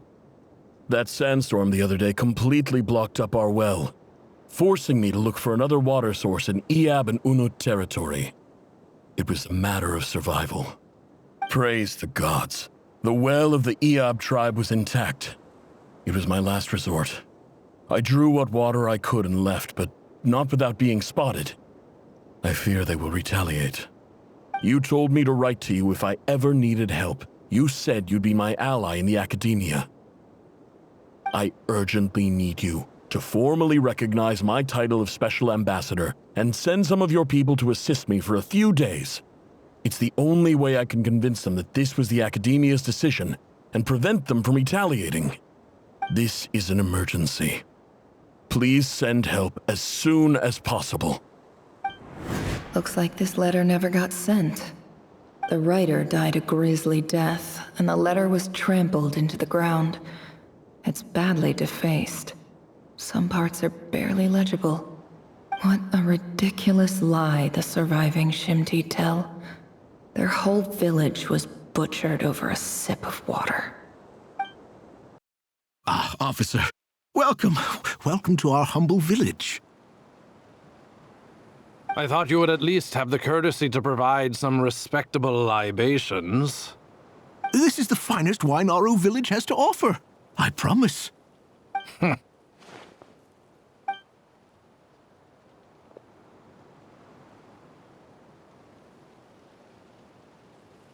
The Academia has agreed to reserve a single space for a candidate from your village. But I remain skeptical of this entire endeavor. I highly doubt anyone in this desert possesses serious academic potential. Please, have faith. If not in us, then in our god. The child we found shows great promise. I beg you, take her away from this place. Give her a chance. Don't let her talent go to waste. I don't recognize her. New arrival? She showed up here a few days ago and we took her in. She's a really bright kid. Please help. I'm begging you. So, where are you from? Nowhere special.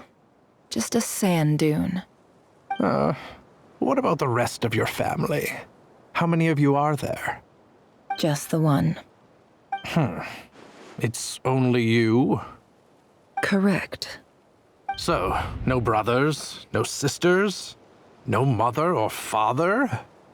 Any who have slept on a bed of sand, I call my brothers and my sisters. Apart from that, I have no family.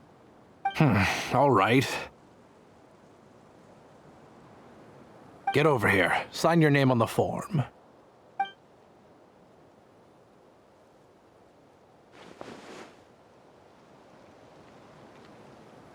Never? You're rather fair-skinned for a desert dweller.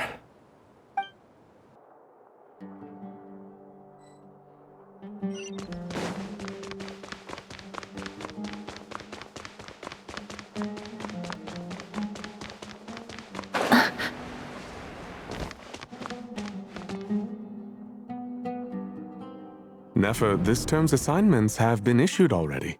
Please read through the materials thoroughly, conduct your own additional research, and then write an essay on the topic. Yes, Professor, I'm aware. I just had a couple more questions I wanted to get your perspective on. Oh? Please ask away. Well, I saw the other students' problem sheets, and I couldn't help but notice that my assignment is much easier than theirs. Do you really think I'm a weak student? A weak student? Goodness, no.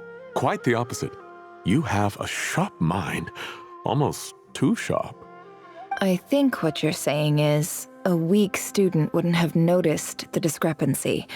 And if they did, they certainly wouldn't complain about the lighter workload. You see, sharp as they come. You see things the way they are. And I'm sure you know why they're like that. Because of where I come from. Because I'm different. I'm sorry, Nefer. I don't like it any more than you do. It's just... Anyway, you said you had a couple of questions. What's the other one? I wanted to check. If someone sent me a letter to the Academia, where do I go to collect it? Ah, your family wrote to you. As long as they put your name on the envelope, someone should hand it right to you. Not exactly. It's not even a recent letter. I was just curious where the mail would end up if no one collects it. The House of Dana, I expect. I know there's a box for unclaimed mail somewhere in there, probably sitting on a shelf. Whatever you're looking for, that'd be the place to start. Okay, got it. Thank you, Professor. Oh, don't mention it. Honestly, I feel like I failed you. I'm supposed to be your teacher, but I haven't taught you anything. Hey, don't say that. You're a great teacher, and you do your best for all your students. But the rules are the rules. You're not allowed to teach students like me. It's not just the academia either. The whole world bends over backwards for the successful and leaves the losers to suffer and die. Oh, my dear child. Don't tell me you've given up on life already. I haven't. I just think that if you want to make it in this world, you have to find a way to become successful.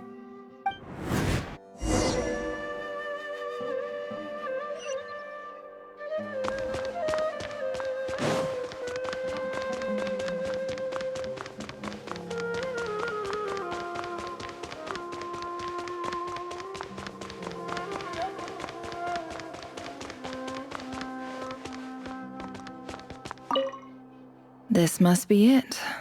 A big cardboard box full of unclaimed mail. And probably some letters that ended up here by mistake, too. Let's take a look.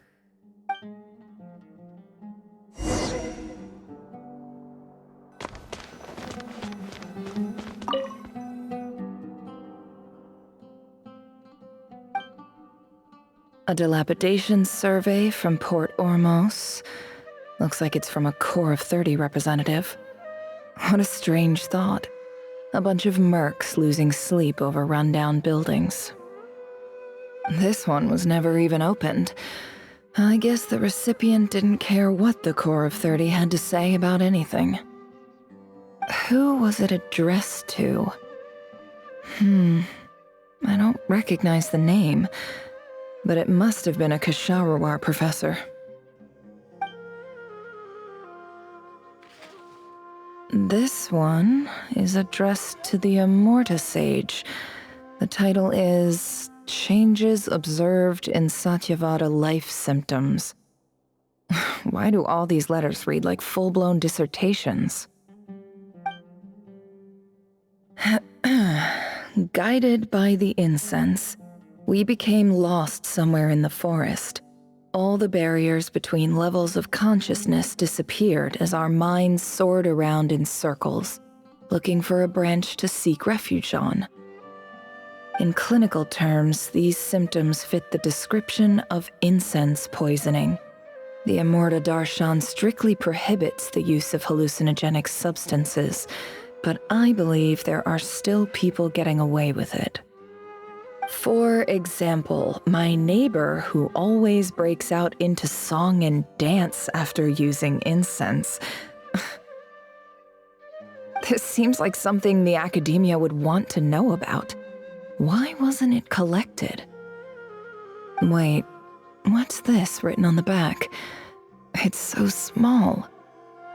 The note says, "The sender authored this letter while under the influence of mushrooms. I would send it back, but no return address was provided. Stamped by the Grand Conservator of the House of Dana."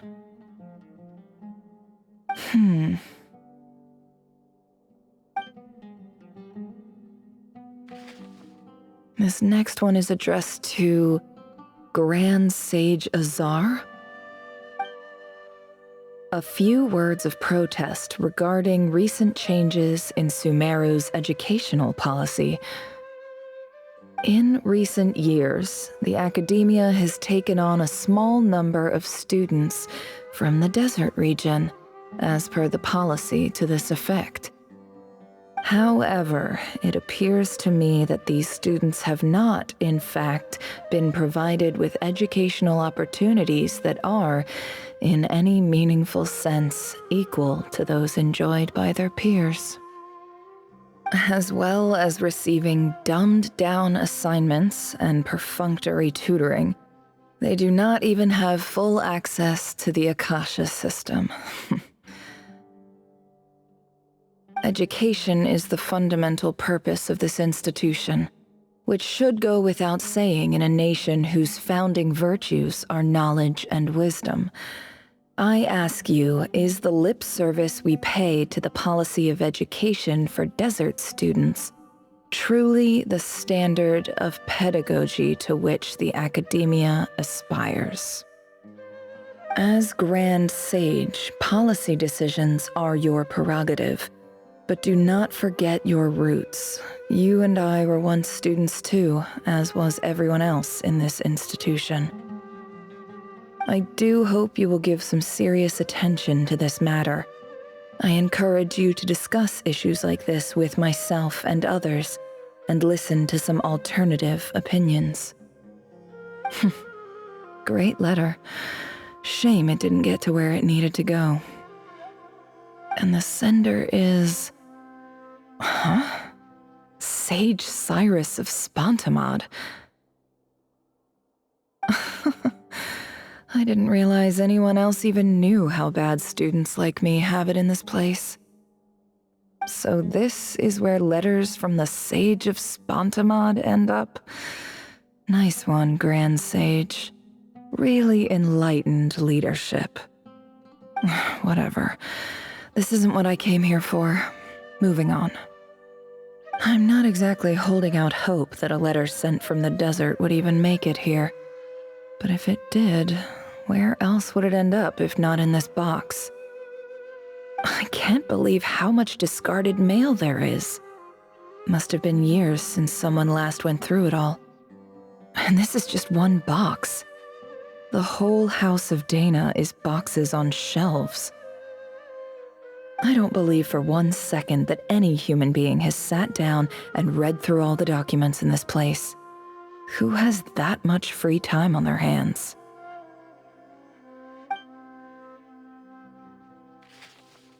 Wait, could this be it?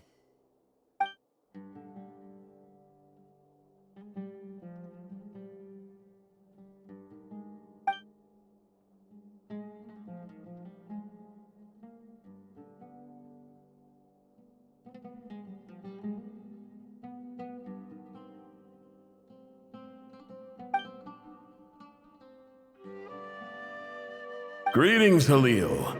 My name is Sinuhe, chief of the Shimti tribe. I was the one who came to you and your colleague's aid when you ran into trouble in the Great Red Sand.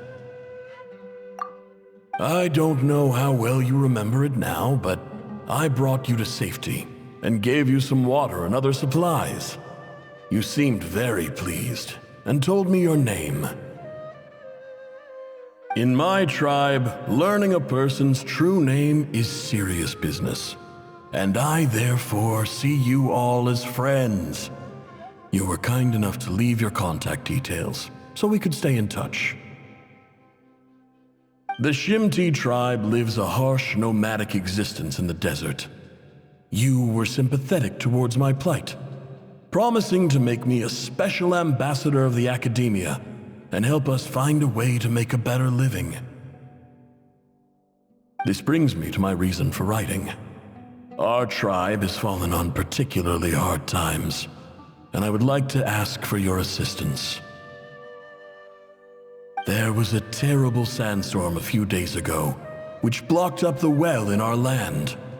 To ensure my people's survival, I had no choice but to venture into Iyab and Unut territory in search of an alternate water source.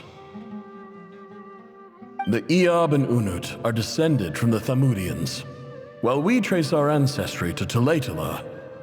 We worship the Lord of Flowers and have had relatively good relations with our fellow tribes up until now. I found a well belonging to the Iyab tribe. They declined to help us, but I really had no other option. So I took some water to keep me and my tribe alive. My actions are certain to incur their wrath.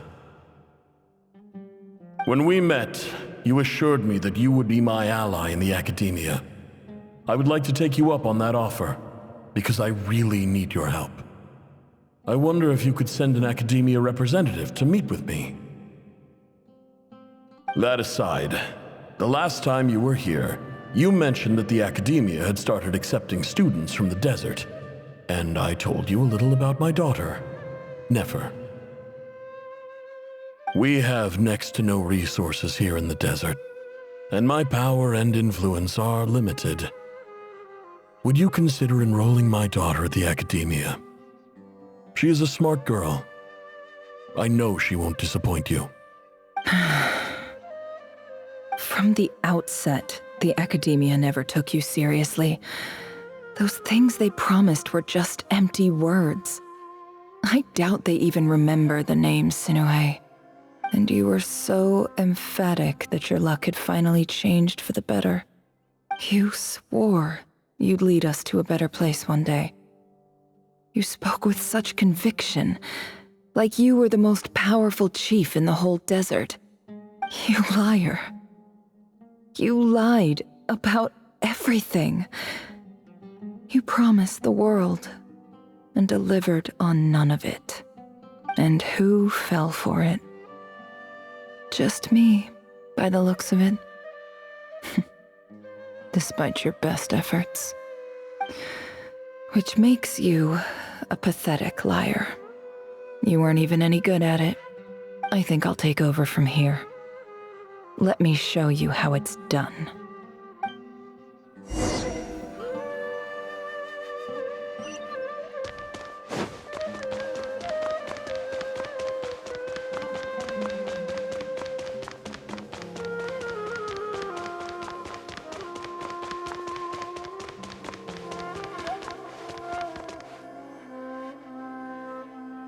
I just came to say goodbye. Thanks for everything you've done for me in my time here. Nefer? You packed your bags. Where are you going? I'm quitting. Something's come up in my hometown. Gonna head back and deal with it. Huh? But this was a hard-won opportunity for you. You know that better than I do. It was, but it doesn't matter. I have more important things to deal with, and they can't wait. Oh, and I didn't want to overfill my bags, so I left some incense on your desk.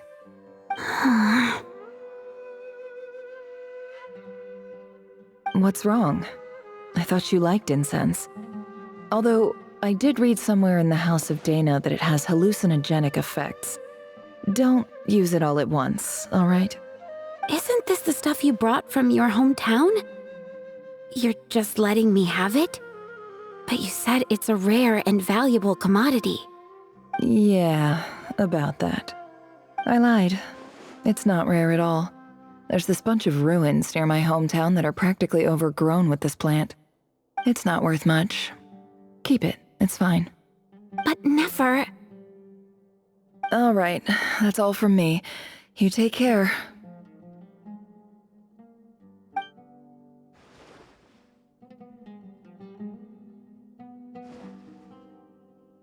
Don't forget me, okay?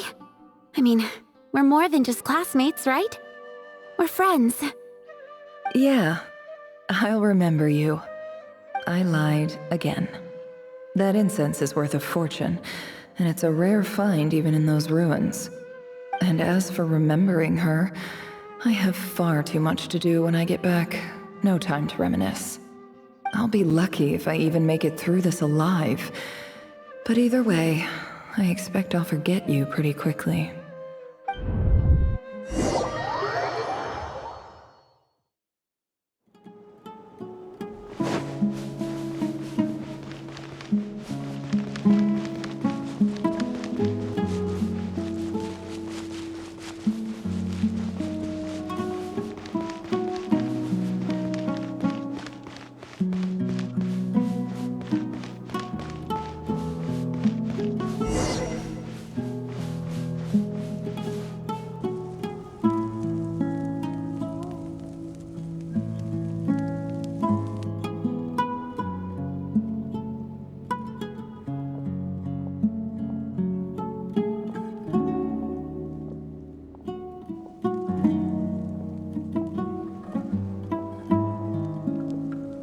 It's a pleasure to meet you, Mr. Arif. So, what does the Academia want? Since they've sent their special ambassador, I assume there's a big business deal to be made. If not, I'd be very disappointed. Please, sir, lower your blade. You're lucky I'm the one they sent. Not all special ambassadors share my admiration for the Eab people. The ever-shifting balance of power in the desert reduced the once great civilizations of this region to rubble and sand. But the story of the Eab has a very different trajectory. Others grew weak, but you grew strong, beginning in obscurity and moving to prosperity. You're the only ones who defied the trend. Huh. So, you do know who you're dealing with? This well is the perfect symbol of your strength, is it not? It used to belong to the Unut, but it looks like you have control over it now. You're not wrong. But I'm sure you didn't come all this way just to flatter us. Of course not. I came to bring you some very good news. Some information that recently came to light, which might just be your ticket to freedom. Records uncovered by the Vahumana Darshan show that a certain well currently under Eab control is built on top of some ancient ruins.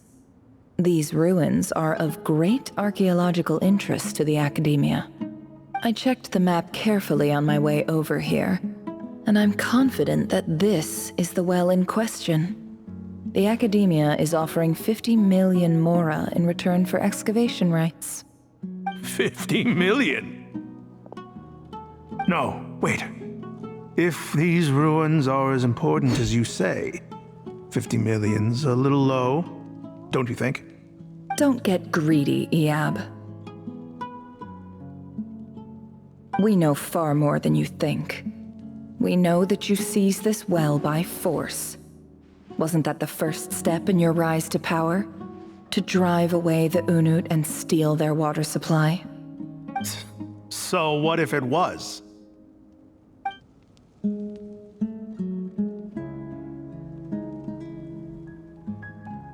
Don't worry. As unscrupulous as it was, it's something we're willing to overlook. The Academia is only interested in dealing with the de facto power holders in the region. I hope I am making myself clear. And I hope your words are the truth. If I find out the Academia is trying to play me, I'll hunt down every one of your people and make you watch as I cut their heads off one by one.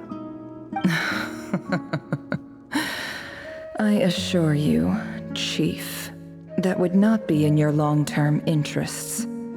You don't want to make an enemy of the Academia. You see how I'm dressed, don't you?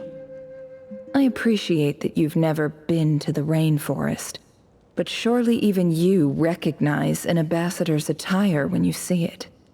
And what does a barbarian like you have to lose anyway? You really think the Sumeru Academia would bother to come all this way just to lie to you? We have more important things to worry about. All right, I take your point. The Academia is the highest authority in the land. I'm sure you're trustworthy people. In that case, we have a deal. We will sell you the excavation rights. I'd like to thank you, Ambassador. This is good news indeed. Excellent news. In fact, it calls for a celebration. Would you do us the honor of staying a while and enjoying some Eab hospitality? Gladly. I am partial to wine myself, and I trust you are as well. So let's indulge in a few drinks together, in celebration of this momentous occasion.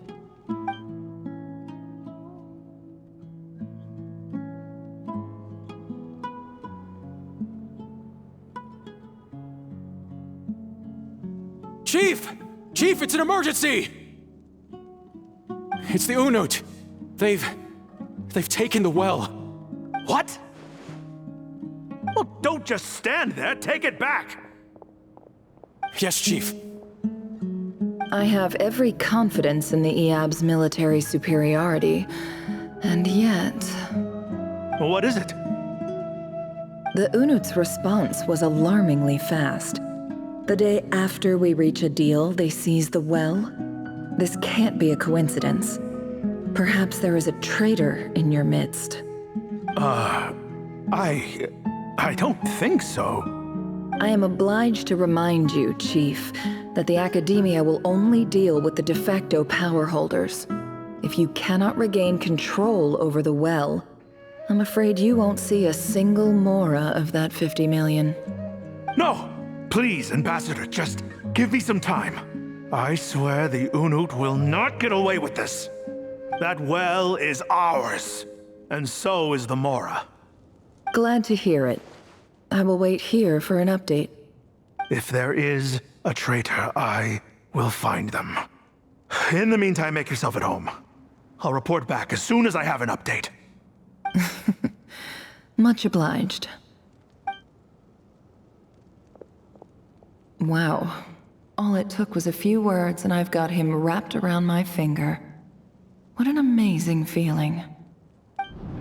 So, in summary, Ambassador, the Academia would rather negotiate with our tribe instead of the Eab, yes? The Eab are ruthless murderers who don't listen to reason. And now they have the gall to interfere in our research projects in the desert region. So let me ask you, Chief, if you were the Academia, what would you do? Kill them all, of course. Precisely. The Academia does not tolerate those who stand in our way.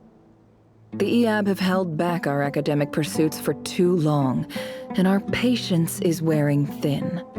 At the same time, there is simply no way that the Academia can be seen to be intervening in desert affairs. I'm sure you understand where I'm coming from. We have our own rules out here. If the rainforest dwellers raised arms against a desert tribe, you'd start a bloody war. Right. We can't confront them ourselves, but we can support their enemies. The Unut have always had strained relations with the Eab, which makes you our natural allies. Natural allies. Weren't the Eab your allies once? You were quick to send them after us to protect your interests back when we stole that water. And now look at you. You're at each other's throats. Let me be clear. The Academia wishes to collaborate with the legally recognized rulers of the desert in this matter. We are asking for excavation rights to that well, and our offer is 50 million mora. Say no more. I believe we have an understanding. Good. Then I suggest you get to work. Get us access to that well, and the mora's yours. You see, Dad? Lying is easy when you know how. People will believe anything.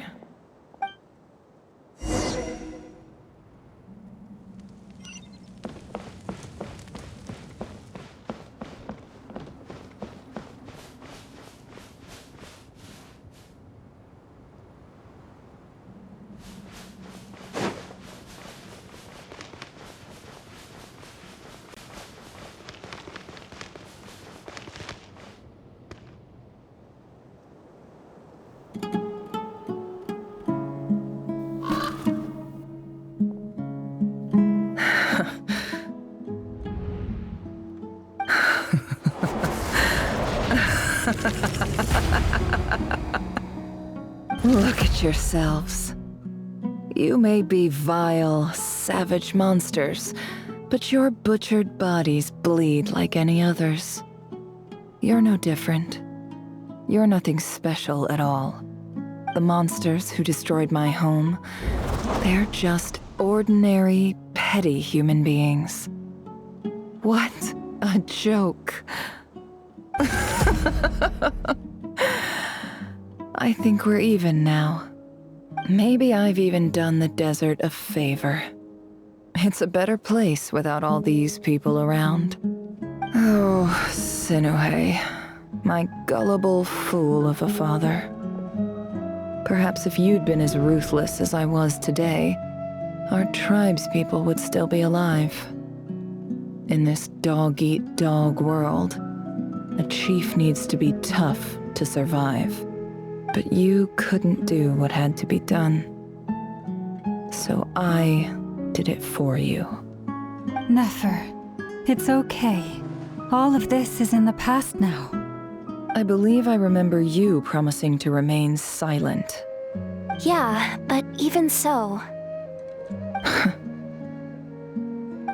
Yehoda, is there anything you can do to ease the tension? Alright, time for a sharp turn onto a completely different topic. So, anyway, that's enough of that. When are we getting out of this place? Feels like we've been walking forever. I'm getting pretty tired. Oh, Alma, you tired? Yes. If we can find somewhere to sit down, I could certainly do with a rest. It's not far now. There should be a temple just up ahead. Yes. Really? A temple? That's where this story ends? I guess that's how things go in the desert. Desert dwellers can never escape their destiny. Or so everyone says. I never wanted to believe it, but looking back now, I'm as desert as they come. You mentioned a temple. What's waiting for us there? My biggest trade secret of all. Ah. Then I'm guessing it's where you got your power from. The power to peer into other people's minds. I didn't know you were clued up on any other religions. I'm no expert in the history of Sumeru, but since you come from the desert, I would imagine it has something to do with King Deshret.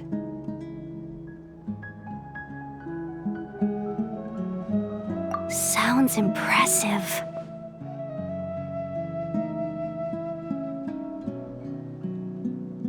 Ah, I know who you mean. General Mahamatra Sino. The spirit of Hermanubis dwells within him. That's Boss Neff for ya. She knows everything. Sino's hardly a figure of obscurity, but I know about Sethos too. What about him? Is he a big deal or something? Well, he's not a small deal, let's put it that way. Please, this is the bare-bone basics. Save the flattery. Thanks for your patience, everyone. I'm sure it's been a lot to take in. With any luck, that's our exit just up ahead.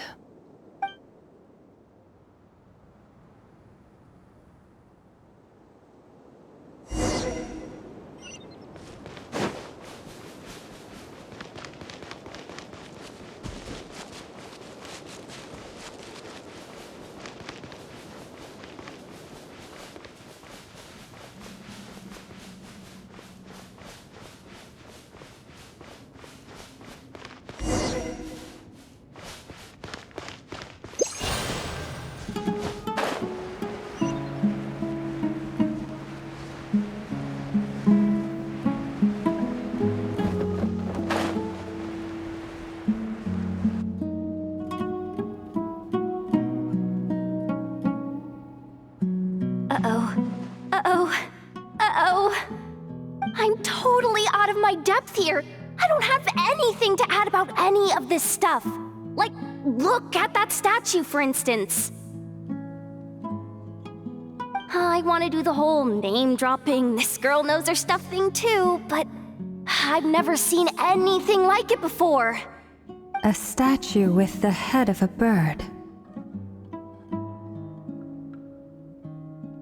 That's Thoth, the Ibis King, one of the 7 pillars of King Deshret. The legends say that he, the Crocodile King, and the Goat King were the 3 retainers of King Deshret. Let's take a look.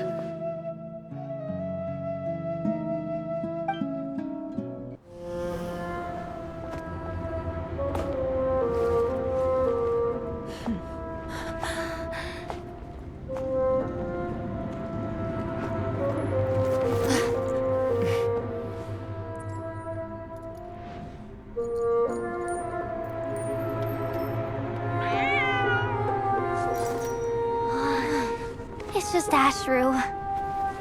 So, all is well?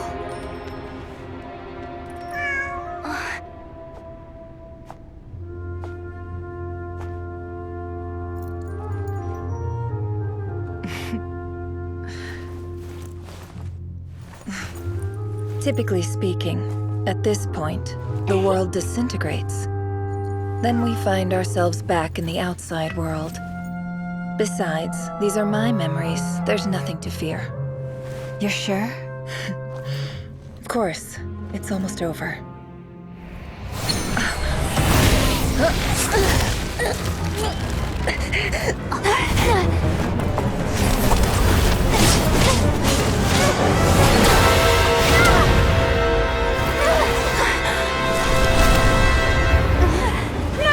Hold on!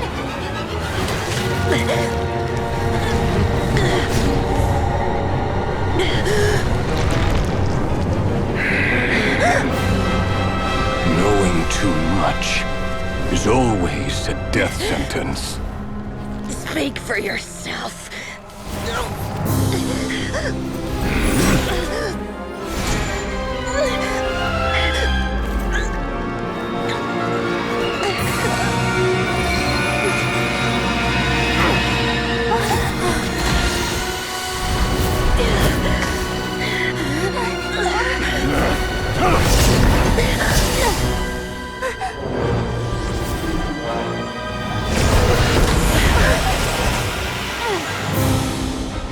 How repulsive.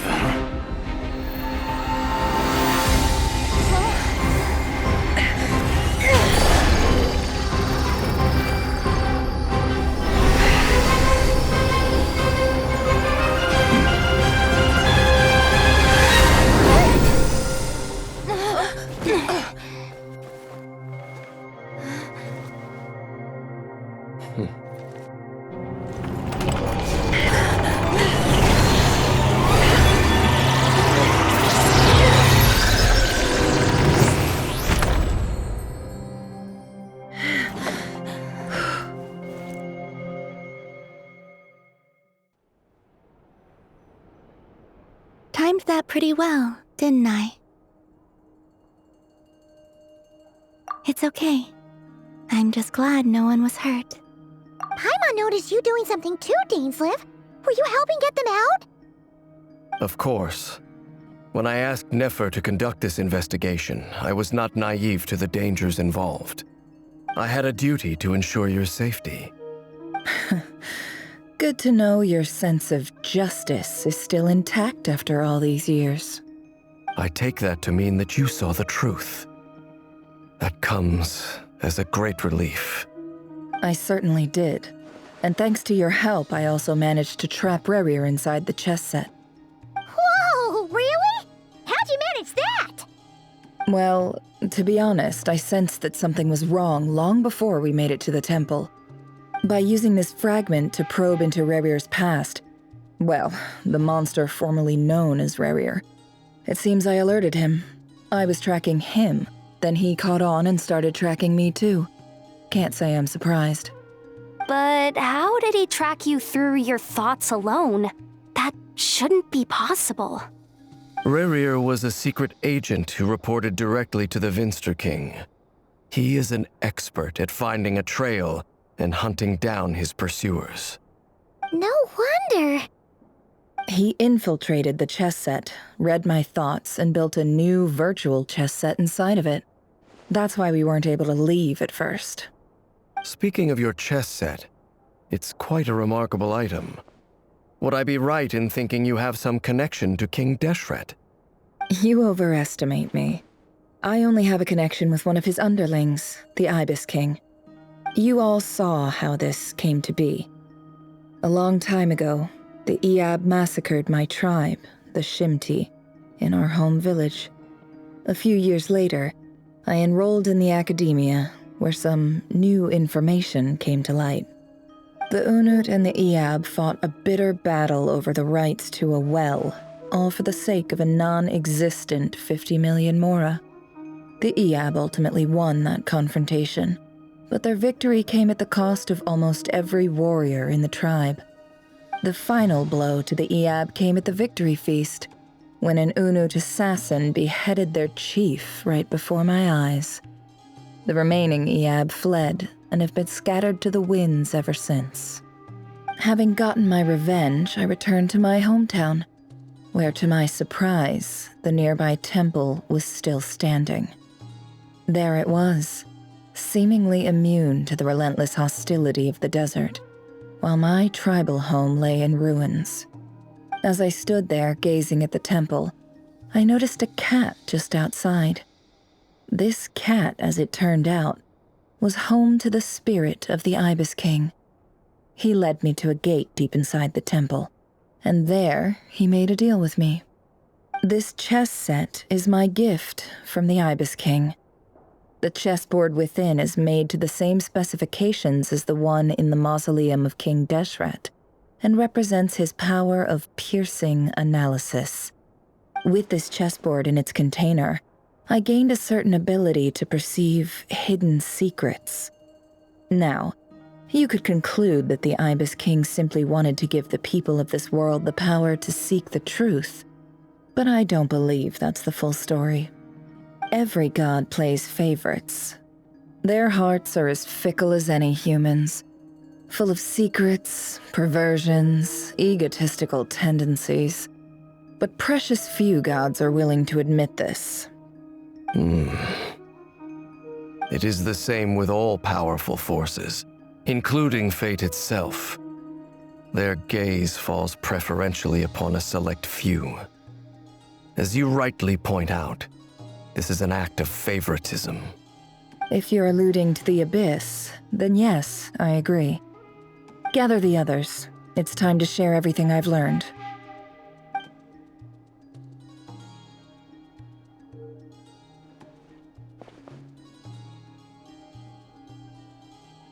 Thank you all for being here.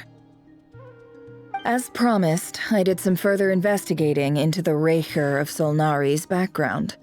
I am pleased to report that the investigation has been most fruitful indeed. The Raker of Solnari, real name Rerir, was once a Conrian subject who served the Vinster King. I will now share the important details of his story. Please save any questions or comments for the end.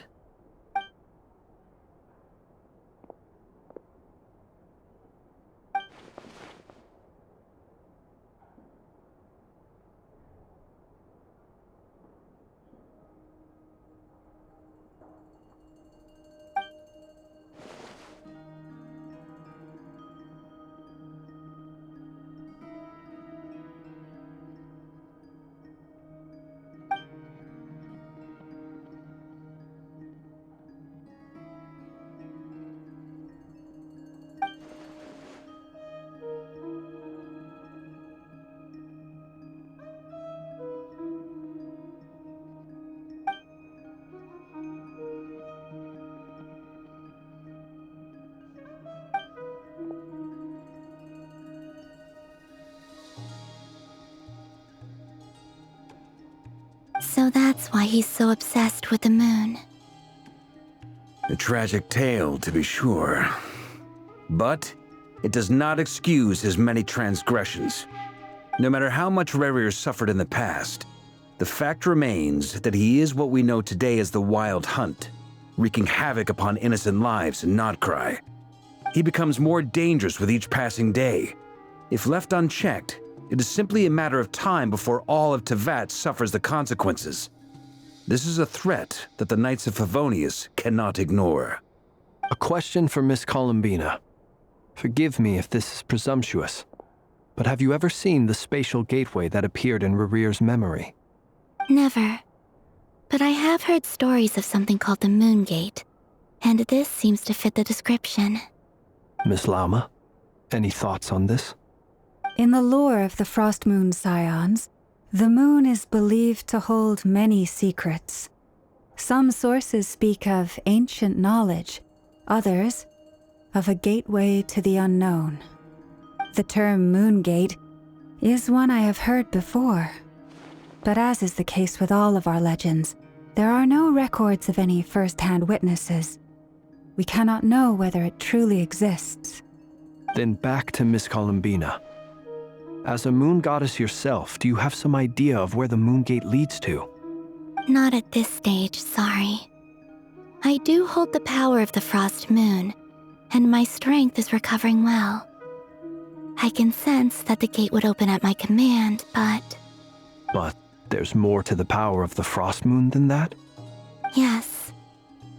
A moon goddess has the right to open the moon gate, since it is a path to the moon. But as Nefer mentioned, holding open a spatial gateway takes a huge amount of power. And right now, I need to conserve my energy to fight the Rahier of Solnari. I'm afraid this is one mystery we may have to leave unsolved for now. I agree. Better to save your strength. But if you'll humor me for a moment, I have a bold conjecture of my own regarding the world beyond the gateway. I highly suspect that neither Tholindis nor Rarir made it through unscathed. The evidence pointing to this is the fact that the Rahier of Solnari exists in the form of countless fragments. With the abyssal power he wields, no ordinary foe can touch him, let alone tear him to shreds. And yet, the wild hunt proliferates wherever his scattered fragments lie, drawing hordes of monsters to many different locations across the land. So your theory is that Rarir was physically torn to shreds by some powerful force? Hence, why the Wild Hunt is a distributed phenomenon, rather than a unified one? Makes sense to me. Explains why the Wild Hunt is so pervasive, and why he's been trying to piece himself back together. He was whole to begin with, and he wants to be whole again. Without the power of the Abyss on his side, he almost certainly would have perished the moment he was torn apart. But the Abyss, much like a curse, has kept him alive. I could not agree more. The power of the Abyss is most surely a curse. It is a compelling explanation, and one that accords with my present understanding of Abyss creatures. Whether the life form in question is primitive or advanced, if a curse has extended its lifespan unnaturally, it will continue to survive in spite of everything. This raises some interesting questions. I will run some experiments and see if there is any validity to my suspicions. That being said, regardless of whether my research bears fruit, I would like to thank Miss Nefer for conducting such a thorough investigation. Already, it has greatly enriched my understanding of the entity we face. My pleasure, Mr. Albedo. I too hope that the information I have shared today proves useful as we look to formulate the next stage of our plan. Hey! What is it, Dainsleif? You look really upset! It's just... when I think of the man I once knew as Rarir, I struggle to understand why things had to turn out like this. The two of you used to be friends, didn't you? I don't know if these words will bring any comfort, but my heart goes out to you. Mine too. We can never know all the hows and whys of the way things are.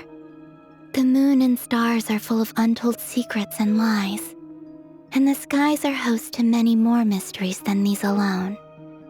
Yet, none of that can begin to compare with the complexity of human life. Those are the first comforting words I've heard in a long time. Thank you both. Well, I think this is a good place to end today's meeting. I'm sure Nefer needs some time to recover. She's been through an awful lot today. That's very thoughtful of you, Lama. Of course. Sounds good to me. Take some time to rest and digest before we reconvene to nail down a plan.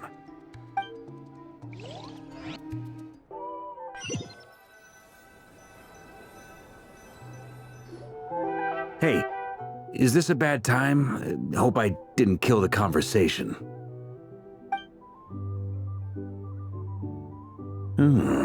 Nice room.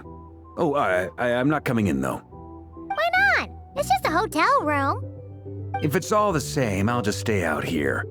I might not look the part, but I'm technically a knight. Barging into people's private quarters isn't the kind of thing we do.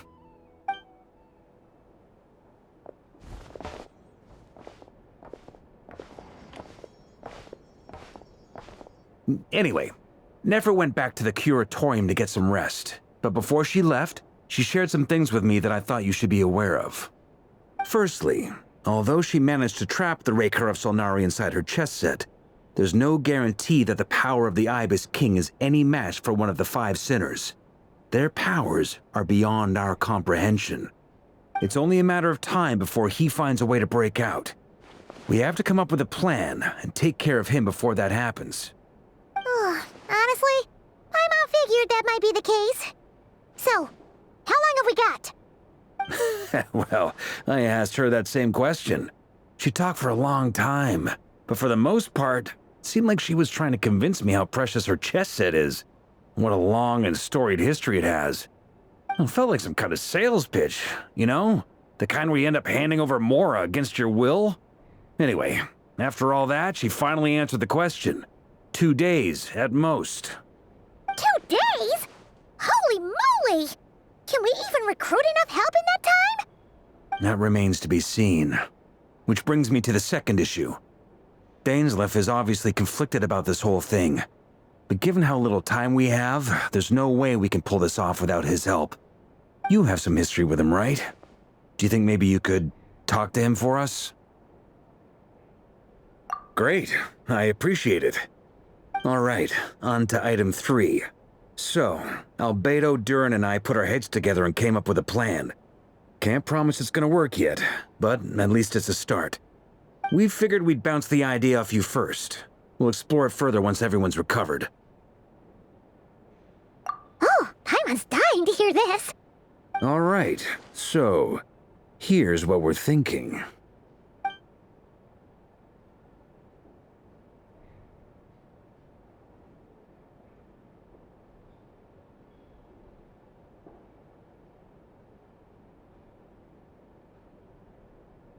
We felt a little uneasy about roping you into this. I mean, firstly, you're not locals, and secondly, none of us are your boss. You're well within your rights to refuse if you so choose. Roping us in? Why would you even say that? We know the stakes here. It's all of us against the Rayher of Solnari, or none of us stand a chance. I choose my words very intentionally, I'll have you know. I like to think there's an art to striking a down-to-earth tone even when the stakes are through the roof. Sir Varka, I have a few thoughts about this plan. I'm all ears. I think we can be more flexible with how the roles are allocated. In my view, the most sensible lineup would be like this.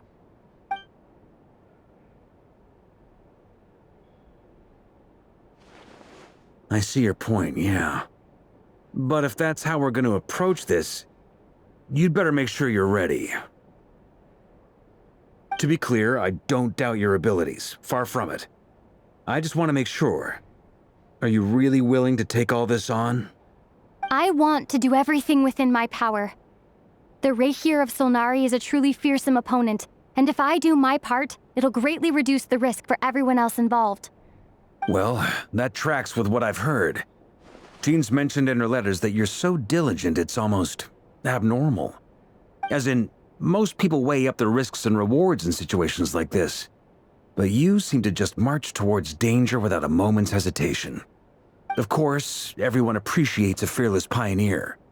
But all that aside, I'm the Grand Master of the Knights of Favonius, and you're our honorary knight.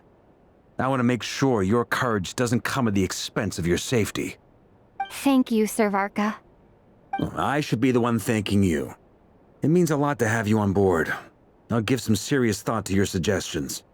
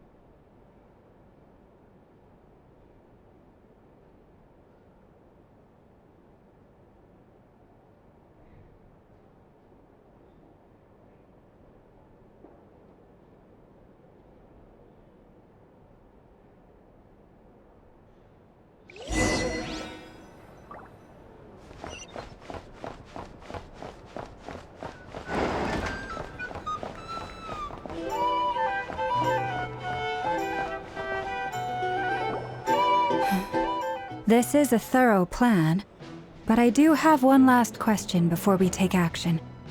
How can we be sure that our enemy won't leave the designated area? Great question. Albedo's been hard at work analyzing Rerir and the Wild Hunt's behavioral patterns. His conclusions are as follows. Firstly, from the earliest known confrontation until now, Rerir has never displayed any ability to manipulate the dimension of space. So it's unlikely he has any power in that domain. Secondly, he seems to have a particularly strong vendetta against our group. If we put him in a fight-or-flight situation, he'll choose to fight every time. Thirdly, finally, and most importantly, he is consumed by hatred, both for the moon and for his enemies. Turns out, we tick both of those boxes. We have a reincarnated moon in our ranks, and a spy who accessed his private memories without permission. He'll be baying for blood, not looking to escape. As someone who's had their fair share of interactions with the Wild Hunt, those all seem like valid observations to me. Understood. Then I will defer to the verdict of the group. Well, everyone, that's the plan in full detail. Albedo and Durin are carrying out their part as we speak. Plan approved. Scheduling. Okay, any firepower you need, I got you covered. Let's light this baby up. The Frost Moon Scions are behind you as well. And the rest of you?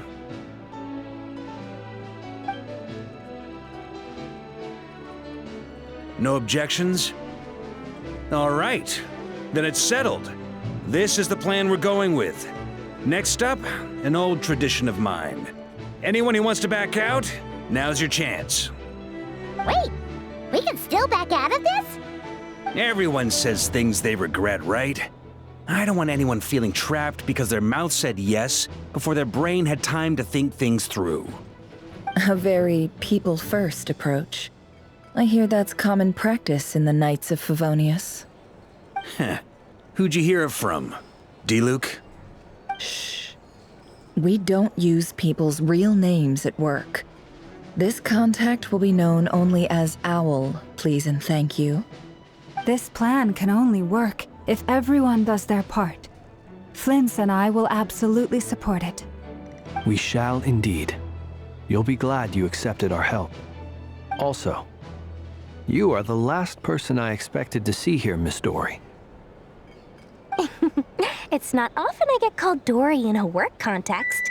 My peers usually call me Lord Sangamabe. So, the longer your name, the higher your net worth. Is that the idea here? In that case, Mr. Flint's here must be worth a fortune. That's right, I know your full name. It's... The walls are thin here. I'd appreciate you keeping that a secret. Okay, fine. I'm actually only here as a favor for someone else. Do you have any idea how much it would cost to hire me otherwise? Oh, does this mean someone out there actually has the power to boss Dory around? It most certainly does not. We have a long-standing and mutually beneficial business partnership. She's actually the mom of a friend of yours. Said mom supplied me with a great little trinket, but now that lady's ruined everything. If I don't start building a little goodwill now, my whole business in Notcry is gonna go down the drain! Okay. So what exactly is so special about this pendant? It's a lucky charm that a great mage made for me. We have a business relationship, and she was worried that something bad might happen to me. So, she wanted me to have something that can store power to protect myself with. I finally got it all fully charged up with Kovaki, and then never went and used it all up at once! Never lost so big in my life! You're right. It was all my fault. I didn't mean to drain all the Kuvaki in the pendant, but I'll make it up to you. You will? Well, in that case, how about you give me your chess set, and we call it even? I knew you'd say that. Well, it's yours if you want it. In fact, take it now, and I'll even throw in a free Raker of Solnari. Deal? You're putting me in a difficult position here. It's a very useful thing to have around, but I have a funny feeling it won't be around much longer. I guess we'll see in a couple of days. Looks like bankruptcy for me. Hey, don't be so pessimistic. See this through and you never know. You might find a new business opportunity on the other side.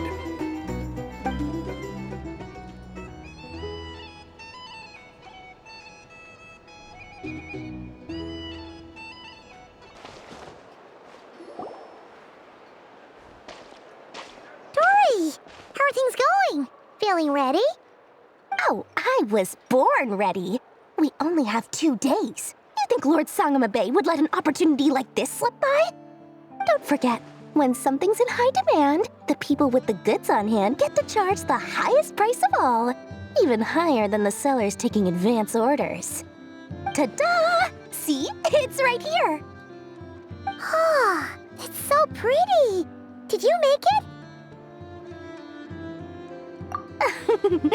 No, I have a supplier. We go way back, so he made me a very attractive offer. Aha! No wonder you were talking about Lucky Charms at the meeting. You've been getting Kave to make them for you. That's not the full story. It actually started a while back as a project between me and the Dendro Archon. Mage Alice once warned me that this world won't stay safe forever. There may come a day when everyone faces a great crisis. I passed this on to the Dendro Archon, and she secretly brought together a research team made up of Sumeru's top scholars to invent a technology that could keep people safe. I won't go into the details because it's all very complicated, but if you want to know more, you can ask the Dendro Archon about it sometime. Anyway, point being, it was the Dendro Archon who asked Kave to build this little contraption. As one of the top Kasharawar talents, he was the obvious choice. Took him long enough. He stressed over it for ages. Must have gone through at least a dozen designs before producing a final product. But that's Kave for you. Marak delivered it to me a couple of days ago, along with a letter from Kave. Could I ask why I'm sending this technology to you? And what's your proposed use case? Has it been approved by the relevant authorities? So nosy. My fault for sending him the research permit to begin with. Surely Nahida must have told him you were involved in this project. He was probably just nervous because you're always so secretive about your business. Could be. Anyway, I just replied, let's hope there never has to be a use case, because it would involve grave danger. Fair enough. But it sounds like he was just being cautious. He probably felt responsible as the one who made it. Or maybe he was asking as a favor for his housemate. He's done that before. Not sure why, though. His housemate doesn't seem to really care that much about this kind of stuff. Either way, all's well that ends well. I'm just glad to finally have my hands on the product. I wouldn't want to be without it, given the potential dangers that lie ahead. Huh? What does that look mean? Paimon's just super surprised. This must be the first time we've ever seen you actually get serious about something.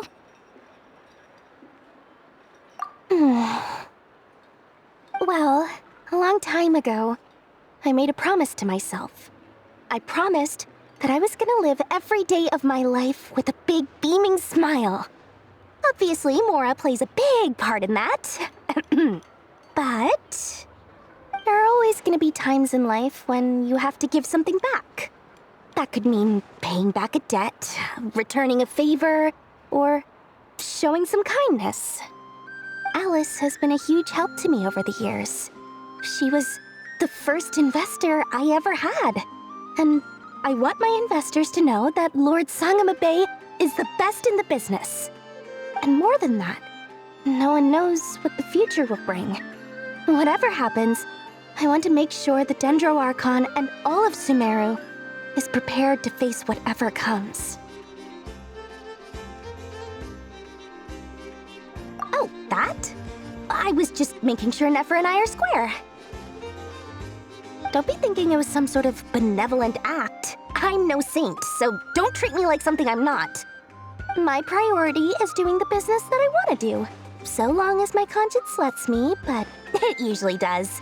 That's the Lord Sangama Bay business model. All right, if you say so. I do say so, and that's the whole point. I'm a businesswoman. Don't go trying to figure out what kind of person I am. You'll exhaust yourself. Much easier for everyone involved if you just take my word for it. Oh, and could you two help me get this stuff where it needs to be? Thanks so much. You're my favorite assistants.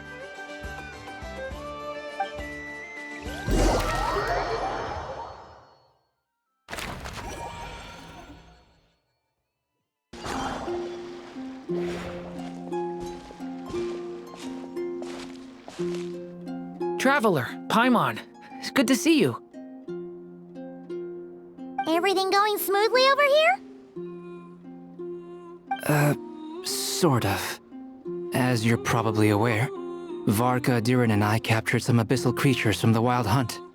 Per the plan, we dissected and analyzed some samples of these creatures. The process went very smoothly. The findings, however, come with some troubling implications. What? You can actually dissect the Wild Hunt? That depends on your definition of Wild Hunt and dissection. Harmless, lifeless. These words are accurate descriptions. The Wild Hunt is an interesting phenomenon. In and of itself, it doesn't seem to possess anything akin to a human personality. But taken as a collective, the medium through which the Wild Hunt is summoned does appear to have a soul. Master griped a lot about the wise Horoptotire, and seemed somewhat fascinated with the foul Certology. But she barely mentioned Rerir at all. I don't think that was because of his lower social standing, though. Anyway, it's a pity. I should like to hear her thoughts on the nature of the lifeform he has become today. It's a strange mix. The furious energy of an abyssal being channeled through a fractured physical existence. A consequence of being torn apart by an unknown power. Perhaps the only explanation for his survival in this state is that he sacrificed a degree of individuality in exchange for a continued existence. Oh, sorry. Once I get talking about interesting research, I have a tendency to go on indefinitely. Back to our research findings. Essentially, they confirm my hypothesis. Rerir's corpse is completely contaminated by the Abyss, and the effects are irreversible. You could think of this as Rerir in mutated form. But in my view, even that would be inaccurate. In reality, his whole being has been consumed by the Abyss. In other words, he is now nothing more than a manifestation of abyssal power. Unfortunately, at present, we have no means of completely eradicating abyssal power. Hence, we cannot fundamentally destroy the Reir of Solnari either. Oh, that's terrible news! So, that's it? We can't defeat him? Not even if we get the power of the Three Moons? Miss Columbina's situation is a difficult one. She can never achieve wholeness when the world does not accept her presence. It's as if her creator banished her to a place she can never be accepted. It means she spends most of her energy just on her own survival. Given the circumstances, it's only natural to despair. But we must see this plan through to the end. Time to kick off the backup plan. Oh, Paimon almost forgot! This is for you. Dory asked us to bring it. Ah, how wonderful. Well, thank you for making the trip. Durin and I will be heading off shortly. I'm sorry I won't be there to protect you in person this time. Please be careful. All right then. Stay safe.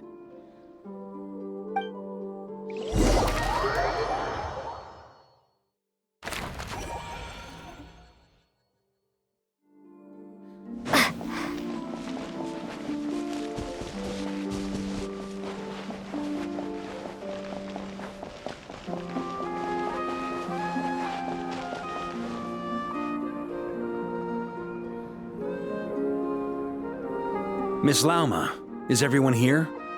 Yes. The fate of my flock is in your hands, Grand Master Varka. Please keep them safe. My lady, what are you saying? Within the next 24 hours, we will face the biggest crisis the world has ever seen.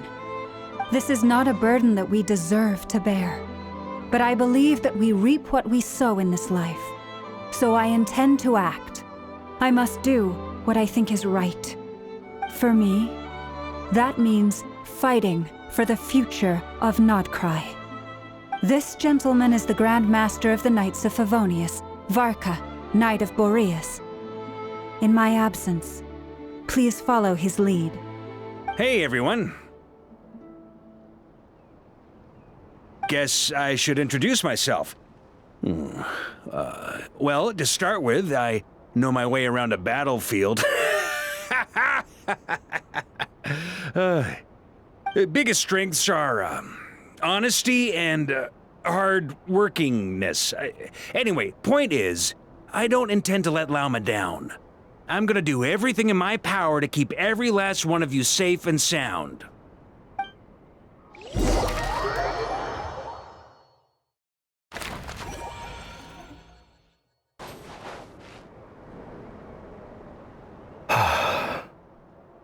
Something on your mind?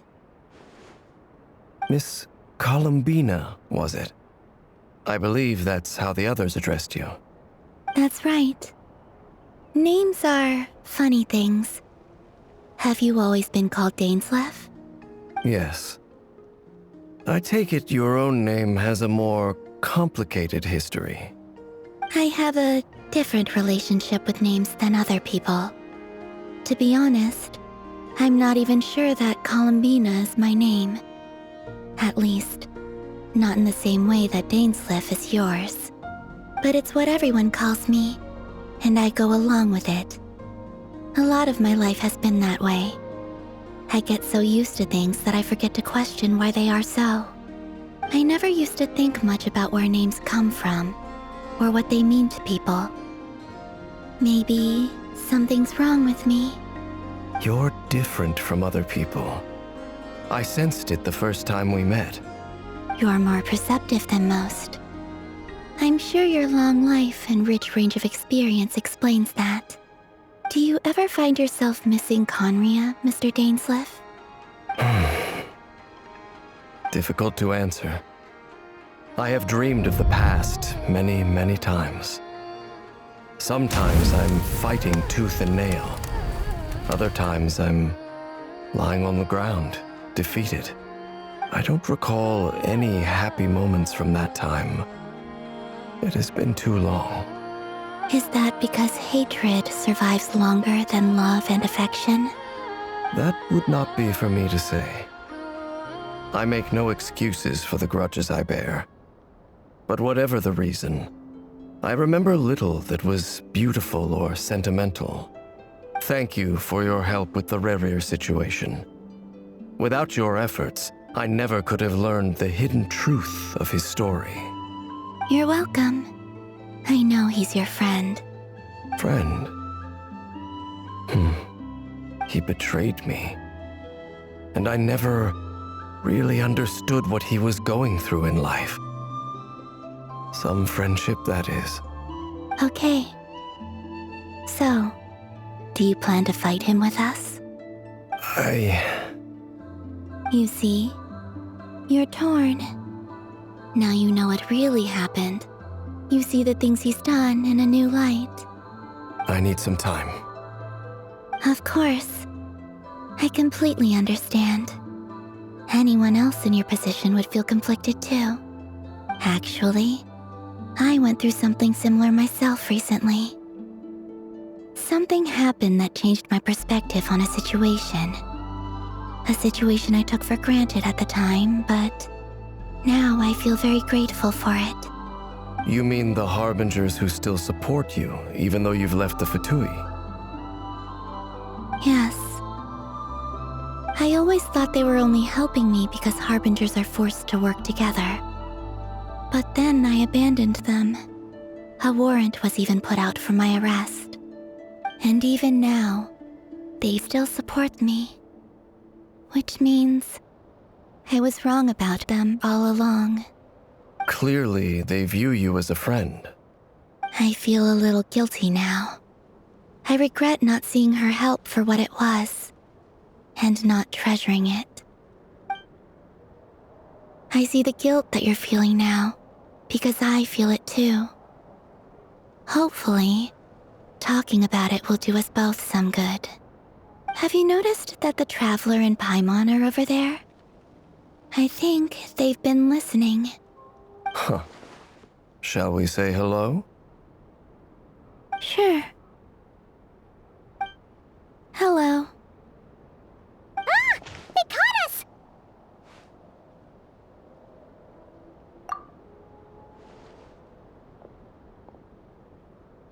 I apologize for making you worry. No doubt you wish to know where I stand on the plan to take down the Recher of Solnari. I'm afraid I need a little time, but I will seriously consider joining you. You will? Oh, thank you so much! Everyone will be so grateful to hear that! They needn't be. This was something that I was going to have to face up to eventually. That doesn't matter to them. They're grateful to you regardless. You can't control their gratitude, so just accept it. And then, have a think about whether you're willing to join us.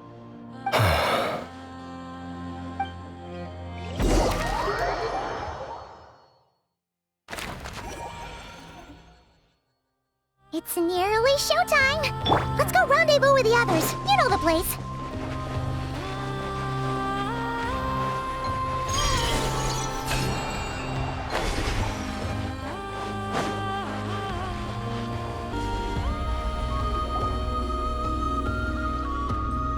Ah, you're earlier than I expected. Hey, Flint's! Been waiting here long? Not too long. I came a little early so I'd have some time to think. Are you nervous about the battle? Quite the opposite. I'm reminiscing on my past battles. When I was awakened by the Ratniki, I had not touched a weapon in many years. I felt like the battlefield was not where I belonged. But after waging war against the Wild Hunt for so long, I came to realize something. A life of absolute peace is simply not a possibility for me.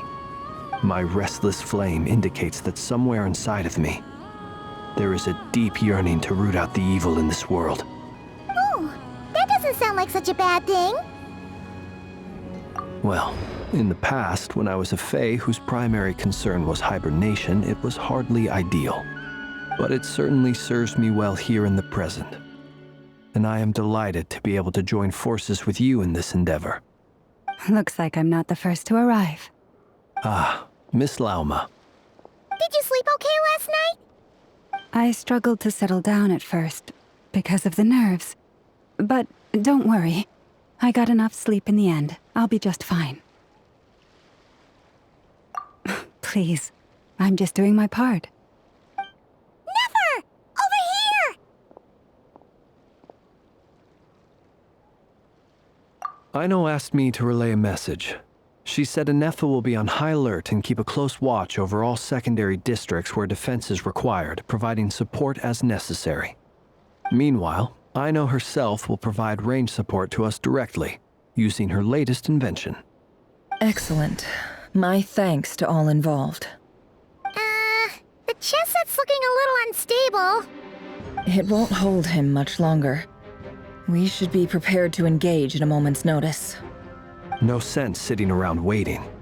Let's make the first move while we still have the option. I agree. Paimon, find a safe hiding place. Got it! Be careful, Traveler! I will.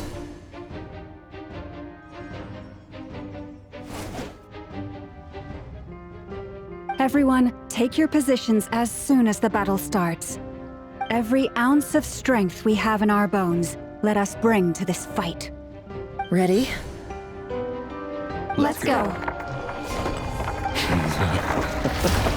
I've seen all your futile ploys before. You have become the authors of your own demise. I wouldn't be so sure about that. You are merely a moment of sport before I tear down the moon.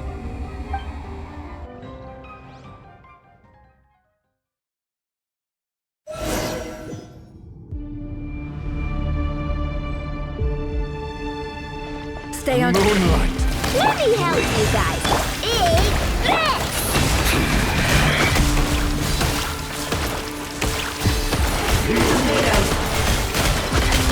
Moonlight.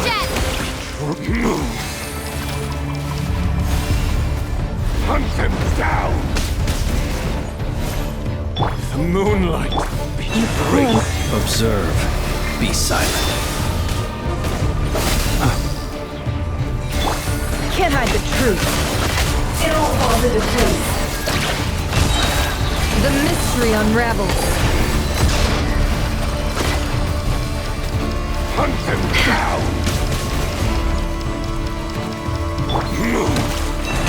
Close your eyes. It all adds up.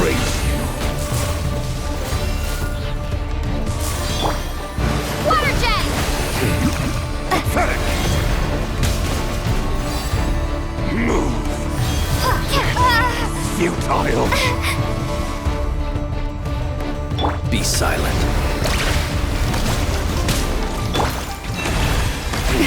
A grave transgression. With one heart, we pray. Can't hide the truth. Futile. The deception ends here.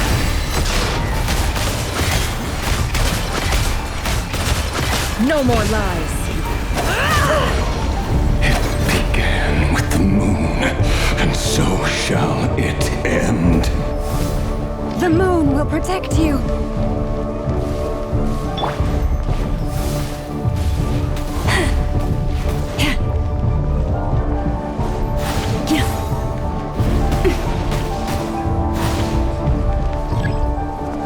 Do you see now?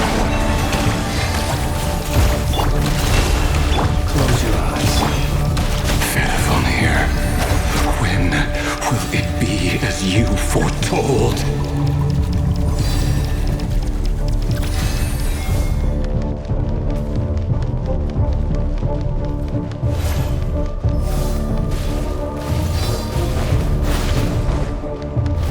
How unfortunate. Your foul spirit is not welcome here.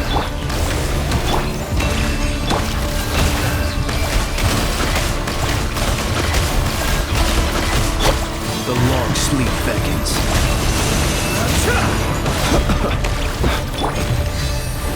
For the everlasting forest, you poor lost.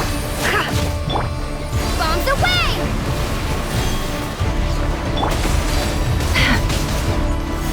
Can't hide the truth. To hunt them down! Seek within.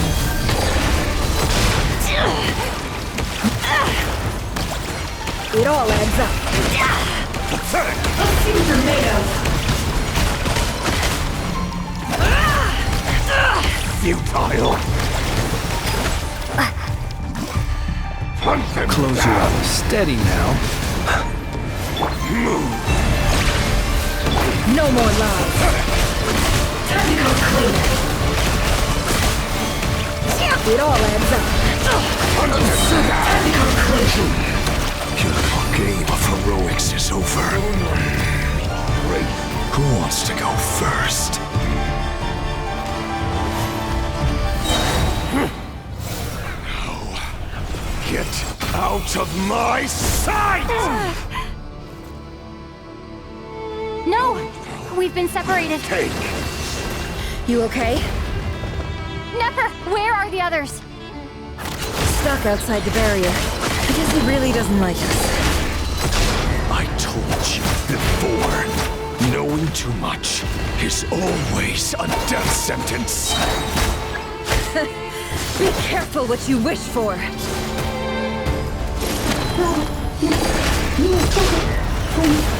Lala! Can you hear me? Hold on, wait. Silence.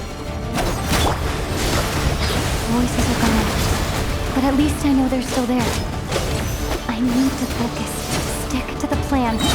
Remember my most important task. Just keep stalling him. If I can stall him for long enough, The moment will come.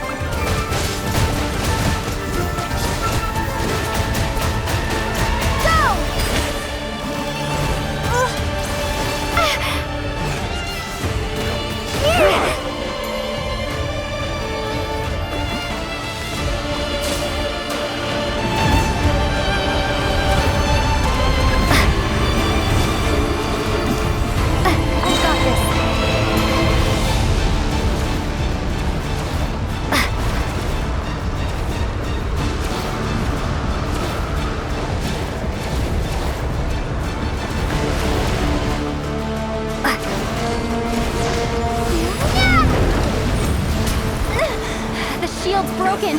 I can't keep this up. Don't push your luck. Go! Destroyed. Reborn.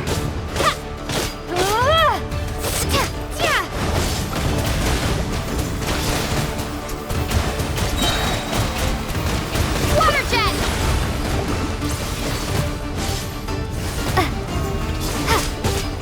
No more lies. The deception ends here. Let's see what you're made of.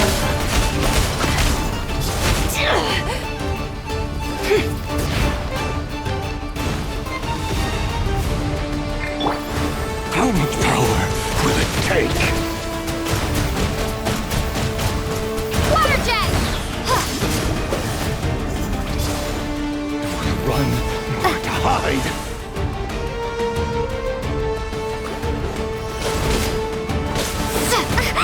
Destroyed and reborn.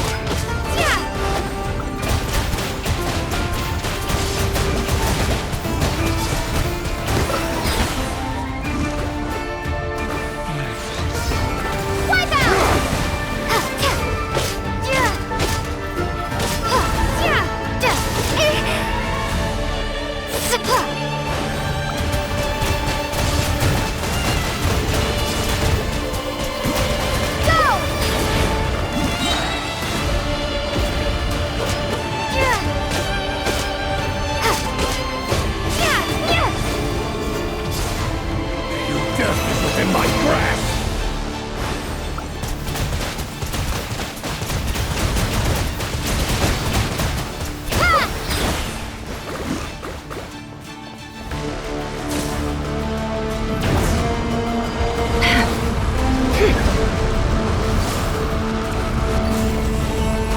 Curses. There's no other way.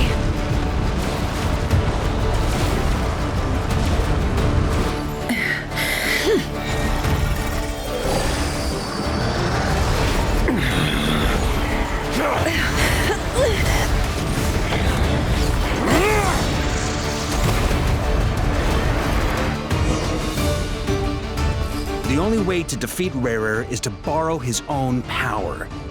That means Columbina will have to disappear while you two bear the brunt of his attacks. You have to hold on.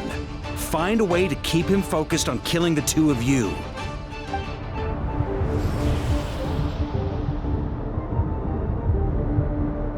Never! Your eyes are bleeding. Soon you will be powerless to resist. And then, I will reduce you to dust. But that dust will plague your memories. Come on, keep holding on. Any other tricks up your sleeve? Let's see them. As entertaining as they are. You've backed yourself into a corner. You don't fool me. I see your fear clear as day. I have to stoke his rage. Make him unleash everything. You fear what you could never defeat. You fear the thought of never being able to save your beloved. You cannot win the fight against fate, Rerir. Is that what you think? Well, now it's your turn to feel afraid!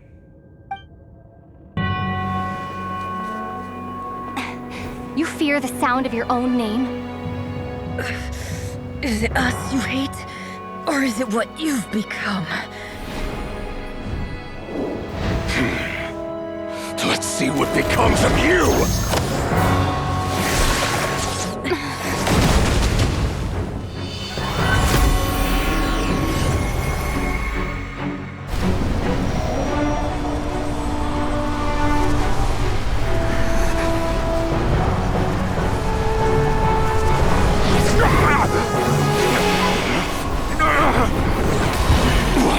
Happening? That power. I've seen it before.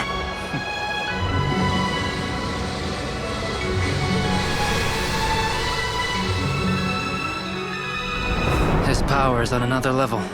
We'll need to use an alchemical array to convert his power into a usable form. Then quickly channel it into Columbina, rendering her powerful enough to compete with him. I'll join you. I can help.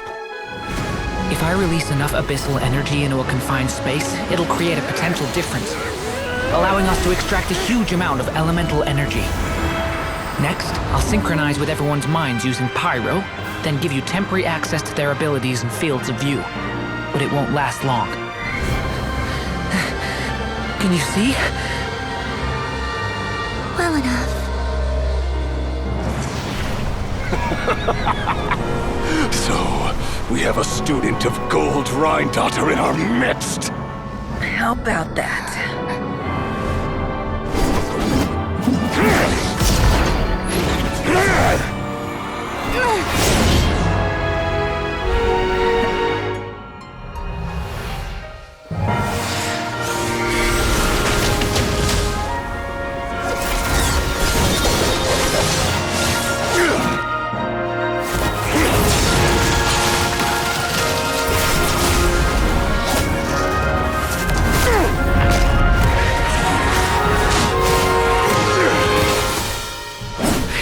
My own power against me?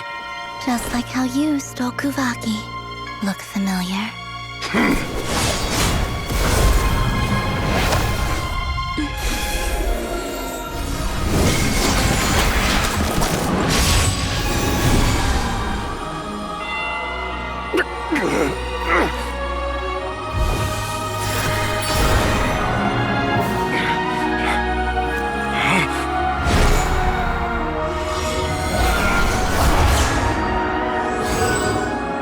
Don't you realize? You don't have the power to hold that gate open! I don't, but someone else does.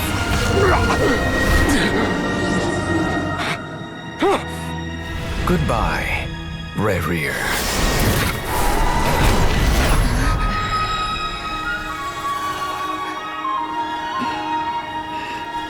We won.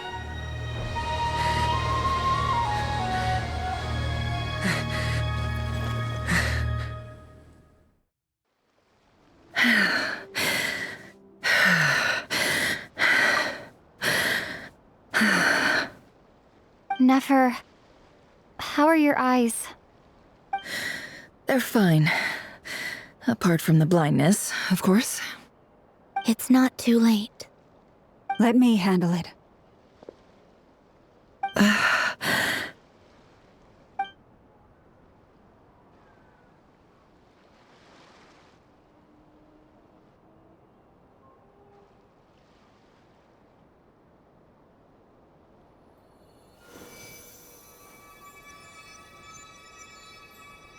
Miss Nefer, it's not like you to lose your composure. That was the most reckless thing I've ever seen you do. Reckless how? The situation was critical. Our lives were at stake. We had to do something. Even so. Okay. I guess you're right. Under the circumstances, it was a wise decision. You traded your eyes for an incredible victory. In business terms, I suppose that's a huge return on investment. I'd be hard-pressed to argue otherwise. Still, I don't like this outcome, and I don't want you to lose your sight for good. People suffer when they make sacrifices they shouldn't have to make, whether that means faith, strength, or in this case, your ability to even see. I had hoped you could win without sacrificing so much as a single hair on your head. Thank you. Really. All done. Don't try and open your eyes just yet. We'll see how you're doing in a couple of days. Until then, please follow your recovery plan to the letter. I'll send full details through Yehoda. For now, just get yourself home, relax, and rest. My dear friends, we have fought bravely and achieved a spectacular victory. A dark cloud has been lifted from the skies of Nodcry. All in this land will be grateful for what you have done. The moon will remember this day. Thank you both.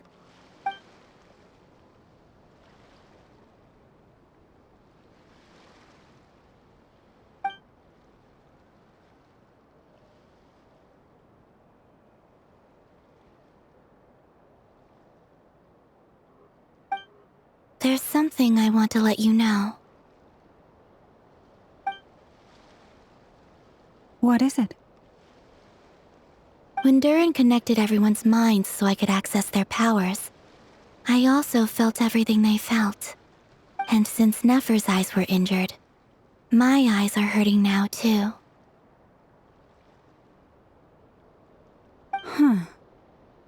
Hold on. Let me try. I only feel the pain. There's no actual damage. I just thought I should tell you. You're right. There's no damage.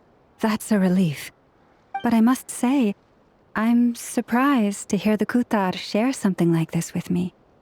In the past, you never used to open up about yourself.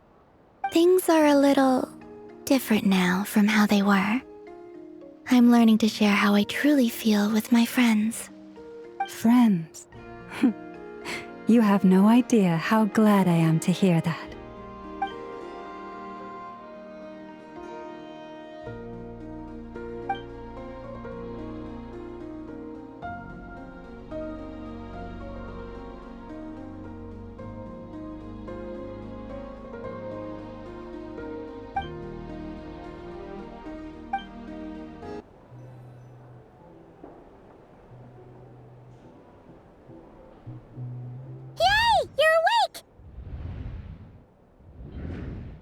How are you feeling? Any aches and pains? Did you sleep well? I'm doing all right, Paimon. No need to worry about me. Phew! Well, that's good. Paimon's been sitting on the edge of the bed worrying about you for ages. You slept a whole day and night. Poor Paimon had to eat all by her lonesome. Glad to hear you didn't starve. How was the food? Well, it wasn't the same without you there to share it. Honestly, Paimon just can't relax when you're not your usual self. She couldn't enjoy the food and settle down to sleep. Well, I'm back to normal now. Oh yeah, and Albedo swung by earlier. He said to tell you to head to the tavern when you woke up. Varker and the others are organizing a victory feast and they want to celebrate with you. He also dropped off some medical supplies, but you seem fit as a fiddle, so guess you won't be needing those. If you're feeling up to it, let's head over now. Wouldn't want to keep them waiting.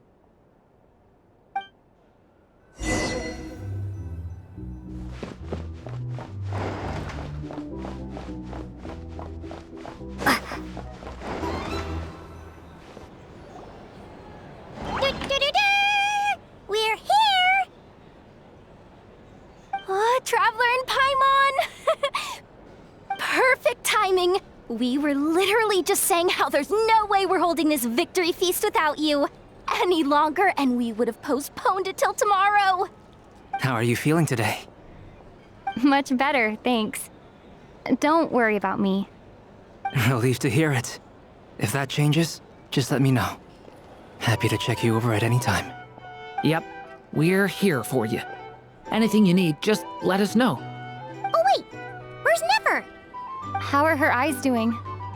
Nefer's right over there. I'm sure she'd love to catch up with you.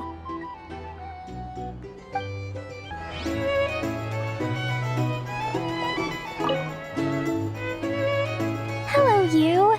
Recovered from the battle? Come on, what do you mean? Of course I'm gonna ask. I care about my friend's well-being, and we are friends, aren't we? Get yourself a drink, you've more than earned it. In fact, today, your drinks are on me. Lord Sangamabe's got you covered. Wow, really? What about Paimon? Has she earned it too? Has she? Please? Well, you haven't been through quite as much as the Traveler, but... what the heck, sure. Yay! Wow! Drinks on Dory! What a historic day. Hey, keep your voice down, or everyone else is gonna want in too. Have you heard anything I've been saying recently? Doing business in Nodcry has been an absolute nightmare. If I'm buying for everyone, oh... Okay. Paimon will speak more quietly. Jeez. That's more like it. Don't you forget, Lord Sangamabe doesn't just go around buying drinks for anyone and everyone.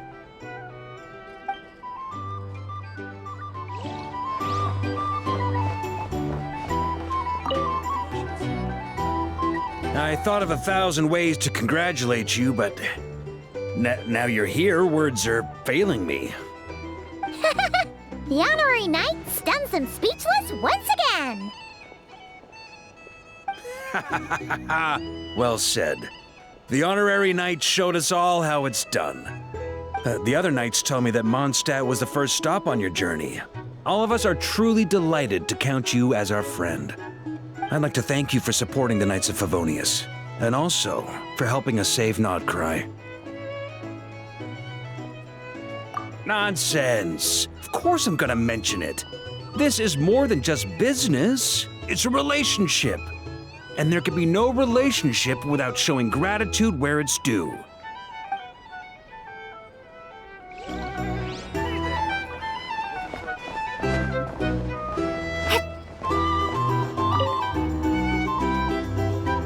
I see you've recovered. You bet. Snoozed her way to a full recovery. Glad to hear it. A healthy body is paramount. Nothing else in life is possible without it. So take it slow. You can't afford an injury. Paimon too! You really saved the day when you swooped in to open that gateway. I came to accept that although Rerir was my friend in the past, here and now, he was an enemy that must be defeated. Though I will never fully understand what happened between us, I could not let this crisis deepen any further. We fought a very necessary battle, and you played your part admirably. Yeah! And if you ever need to talk, just remember, we're always here.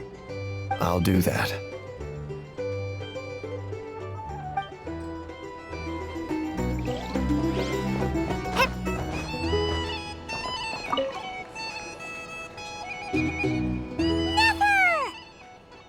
Traveler, Paimon, are you recovering well? Turns out that moon chanter has some real talent after all. My eyes were mostly recovered after just a couple days' rest. I can actually open them again now. Yeah, but you gotta be careful. Lauma says not to strain your eyes while they're still healing. Yes, thank you. I'm well aware. Yehoda, could I borrow you for a moment? I could do with an extra pair of hands. Oh, sure. Coming. Did you hear that? I gotta go help Lauma for a second. You guys chat among yourselves. I'll grab us some drinks on the way back. Paimon, you still like 'em sweet? You bet! Make it extra sweet, because Paimon's earned it! Sure thing!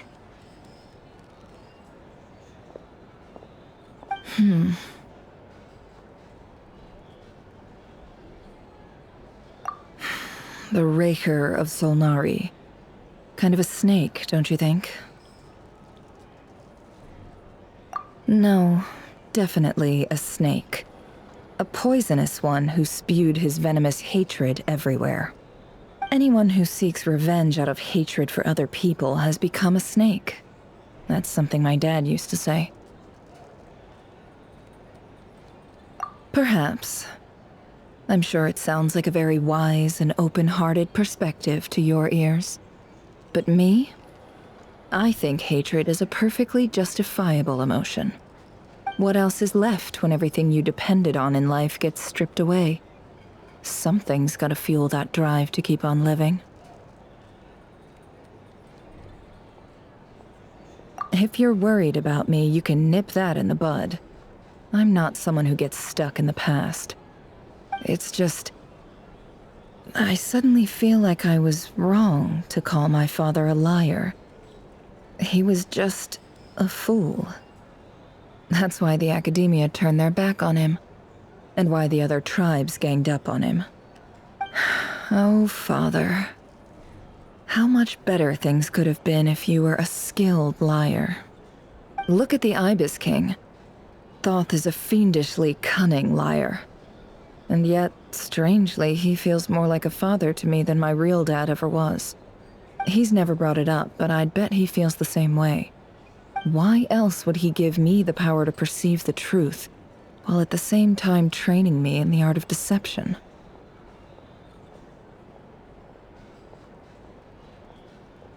Well, King Deshret banished him to Aru, which is essentially a prison, and posed 3 questions to him. He promised that he'd have his freedom if he could find the answers.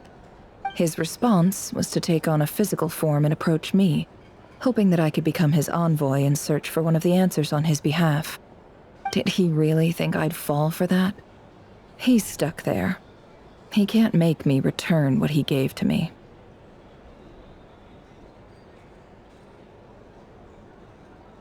So that's enough for you to decide he's nice, is it?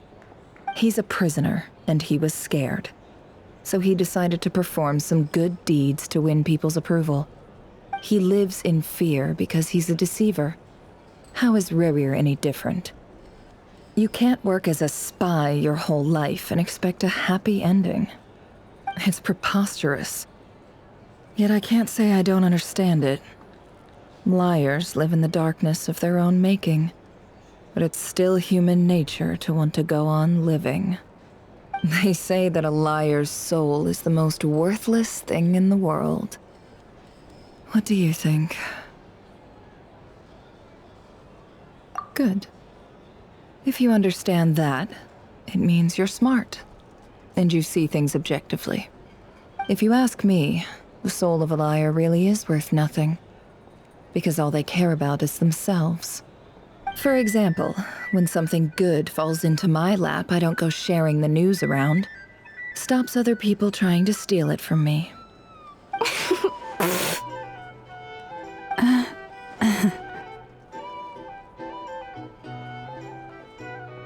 So be it. They have sharp ears. I can't keep anything from them. Oh, is that what it looks like? Well, you all know my past now, and I can't simply eliminate everyone who knows too much. So I guess I just have to put up with you, for the foreseeable future at least. When you find yourself in a situation you can't control, the safest play is to keep calm and start monitoring everyone involved like a hawk. In the intelligence world, you need to have a sense of perspective and play your hand accordingly. If you understand what's at stake, please ensure my secret is safe with you. I trust you'll respect my wishes as a friend. But don't forget, I will also be watching you like a hawk. Very good. Oh, wait! Now that the panic's over and we've all calmed down, Paimon suddenly remembered something. After all that build-up, our mystery ally never showed up even once!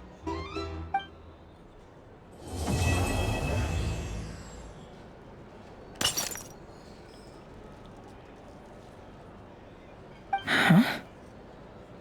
Am I imagining things? So, that close colleague who stayed behind with you? What's he been up to recently? Don't know, don't care. I get more normal human interaction from hanging out with Bosco too than him. Although, now you mention it, he hasn't bothered me in a while. I wonder if... If he's disappeared without a trace, it's the biggest gift he ever gave to the world. But I somehow doubt that's what's going on. He won't lie low forever. So we'd better stay on guard.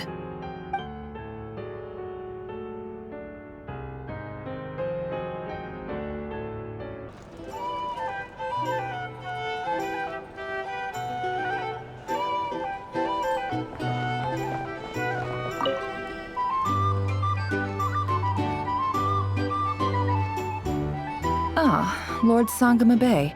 How lovely to see you. I must thank you for the device you provided.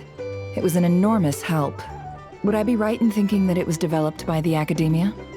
Why come and ask me when you clearly know already? I mostly came to thank you. That's more like it. A little gratitude goes a long way with Lord Sangama Bay. Play your cards right, and you might even stand a chance of becoming my long-term supplier.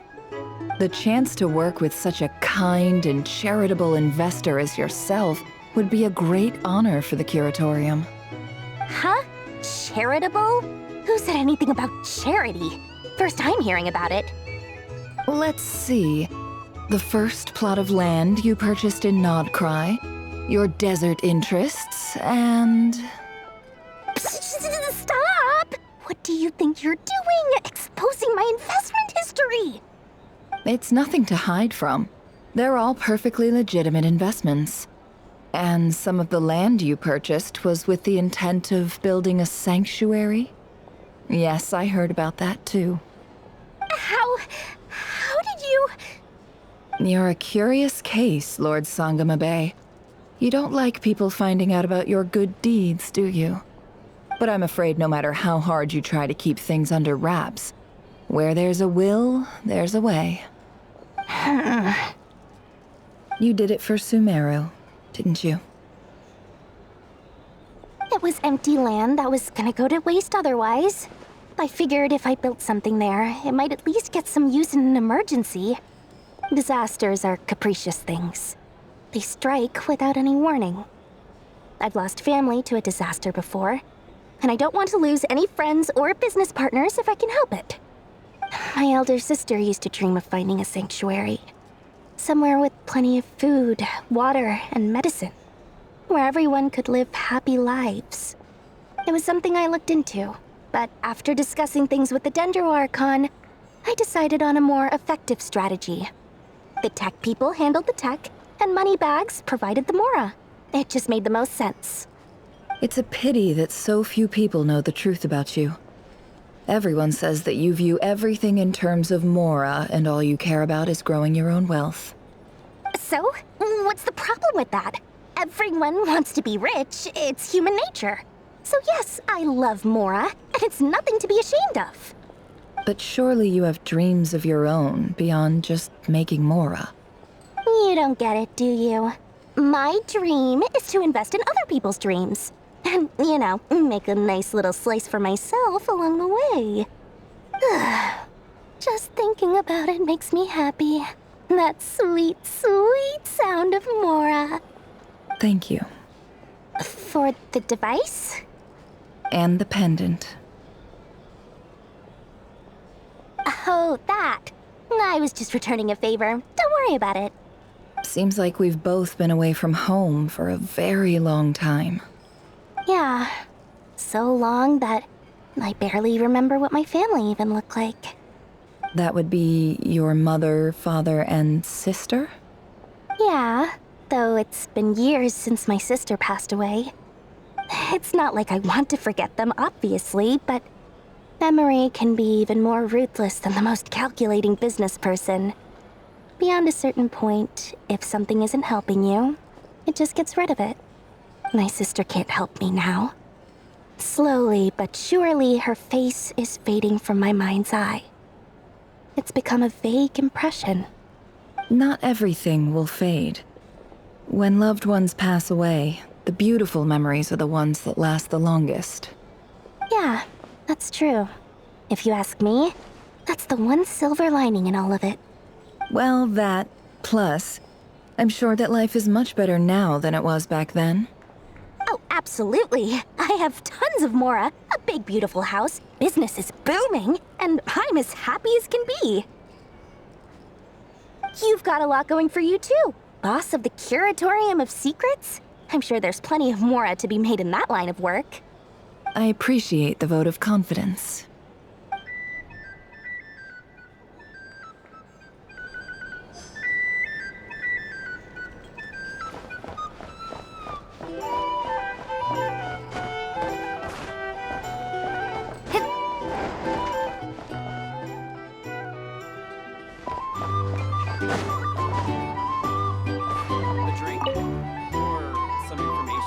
How have you been holding up?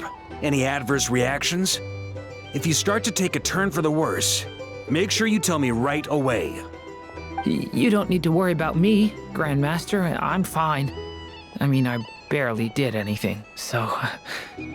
What? You're too humble, young man. You played an indispensable role in the battle for Nodcry. We can't thank you enough for your support. Sometimes, when people praise you, it's because you deserve it. The best thing is to accept it calmly and with grace. It's important to learn how to respond to words of admiration.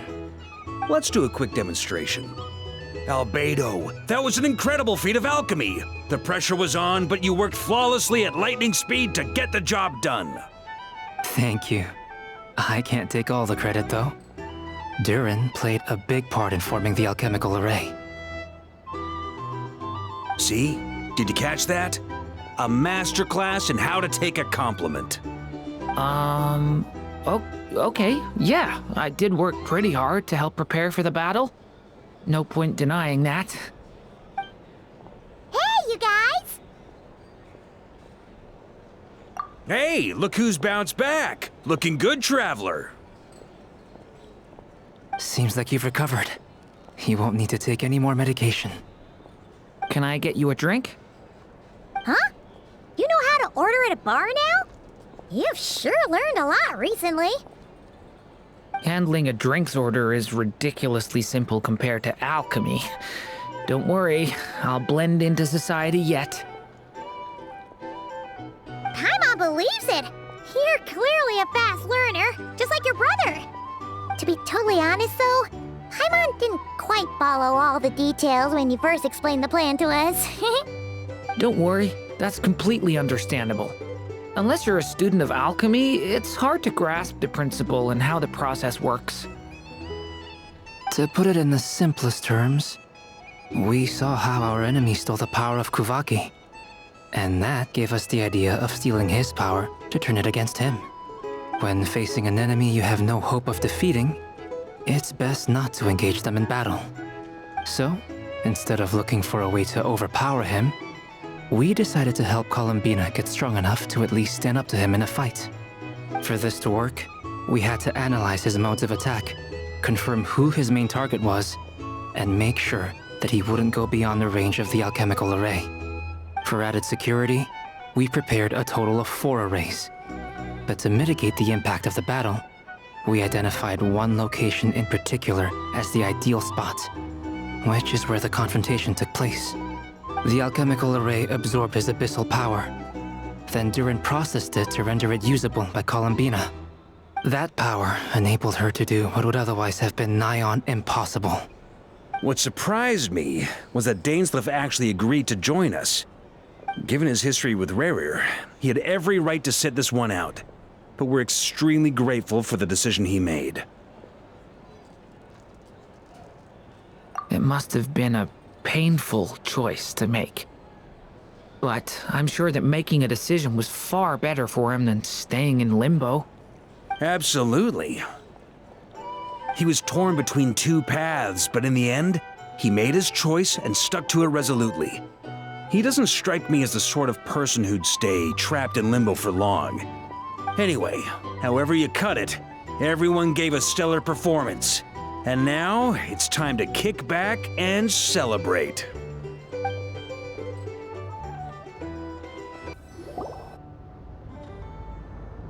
That's the only reason you're here? Yes. I've thought a lot about it. And I've realized that you, me, and Arlecchino should be friends. I think this is very important. So I felt I had to come and tell you. Well, this is a new one. I'm so moved. I can't even hold my teacup. If that's all, you can leave now. Do you not want to be friends with me? Or is it that you prefer being co-workers? What is this, Columbina? Are you deliberately testing my patience threshold? Right now, my politeness module is active. But if you say another word, I swear I'll shut it down. If your politeness module was active, wouldn't you say the word please at some point? Polonia, please see Lady Columbina to the door. Will you still invite me to your next tea party? What? Yes, I think you will. Bye-bye, dear Sandrone.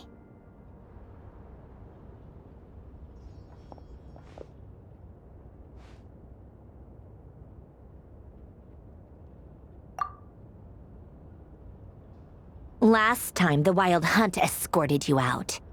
Would you rather I handled it myself this time?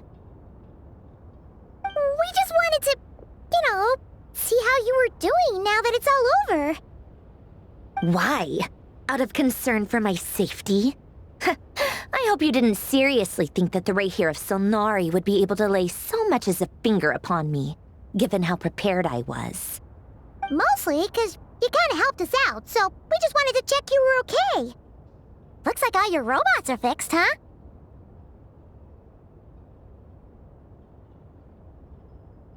Oh, don't you worry about that. Tea time is already a write-off. The visitor before you managed to kill my appetite. If you're in the mood for tea, go ahead and help yourself. Otherwise, it's going to waste. My coasters are still missing in action, though. Use this notebook instead. Whoa! Pretty hefty notebook. Look at all those calculations. You can ignore those. They're just dumb scribblings. I doodle and write in my free time. Sometimes I remember the distant, dreamlike past. Sometimes I imagine the far-flung future. And other times, I grit my teeth and note down all the crazy nonsense going on in the present. Some people do the crosswords in the newspaper. This is my equivalent of that. Trying to predict the future is like daydreaming, and writing about the present just makes me furious. The past is my favorite. If nothing else, it's already set in stone, so I don't have to rack my brains trying to figure it all out. Huh. Although, having said that, the only vaguely interesting memory in my past is probably that guy they call Lord Artificer.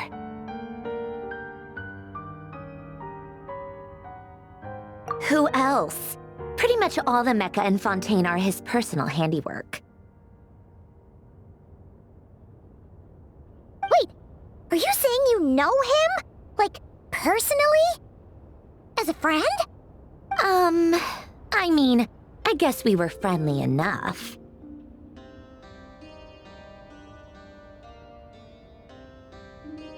Yep. In fact, I'm probably the only normal person left who knew him at all. We used to chat occasionally back when he was still around. Before he passed away, he asked me to destroy all his manuscripts. I honored his request, but I did read through everything first before destroying them. I mean, I couldn't let the genius of Lord Artificer Alain Guillotin disappear like that. Would have been such a waste. So, That's where the formulas in your notebook are from? I just told you. Those are my equivalent of crossword puzzles. They're just dumb formulas that I solve for fun when I'm bored. Alain's work was like epic poetry. The formulas in my notebook are just silly little riddles in comparison. Not that there's anything bad about them. I mean, at least, solving those riddles isn't going to hurt anyone. Except me, 'cause I lose a few brain cells in the process. Anyway, while we're on the topic, I might as well tell you about what happened to him and his friends. Alain Guillotin had two close buddies, René and Jacob.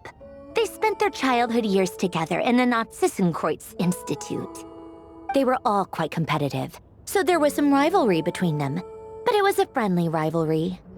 But beneath the friendship and the rivalry ran something deeper, a sense of nostalgia for the past. Unfortunately, childhood would end, the prophecy would come true, the apocalypse would arrive, and the future would never be. A mad dream that would normally only capture the minds of lunatics began to take root in their hearts. A dream of saving the world.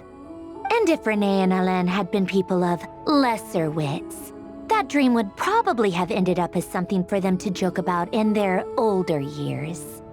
But alas, they were some of the sharpest minds around.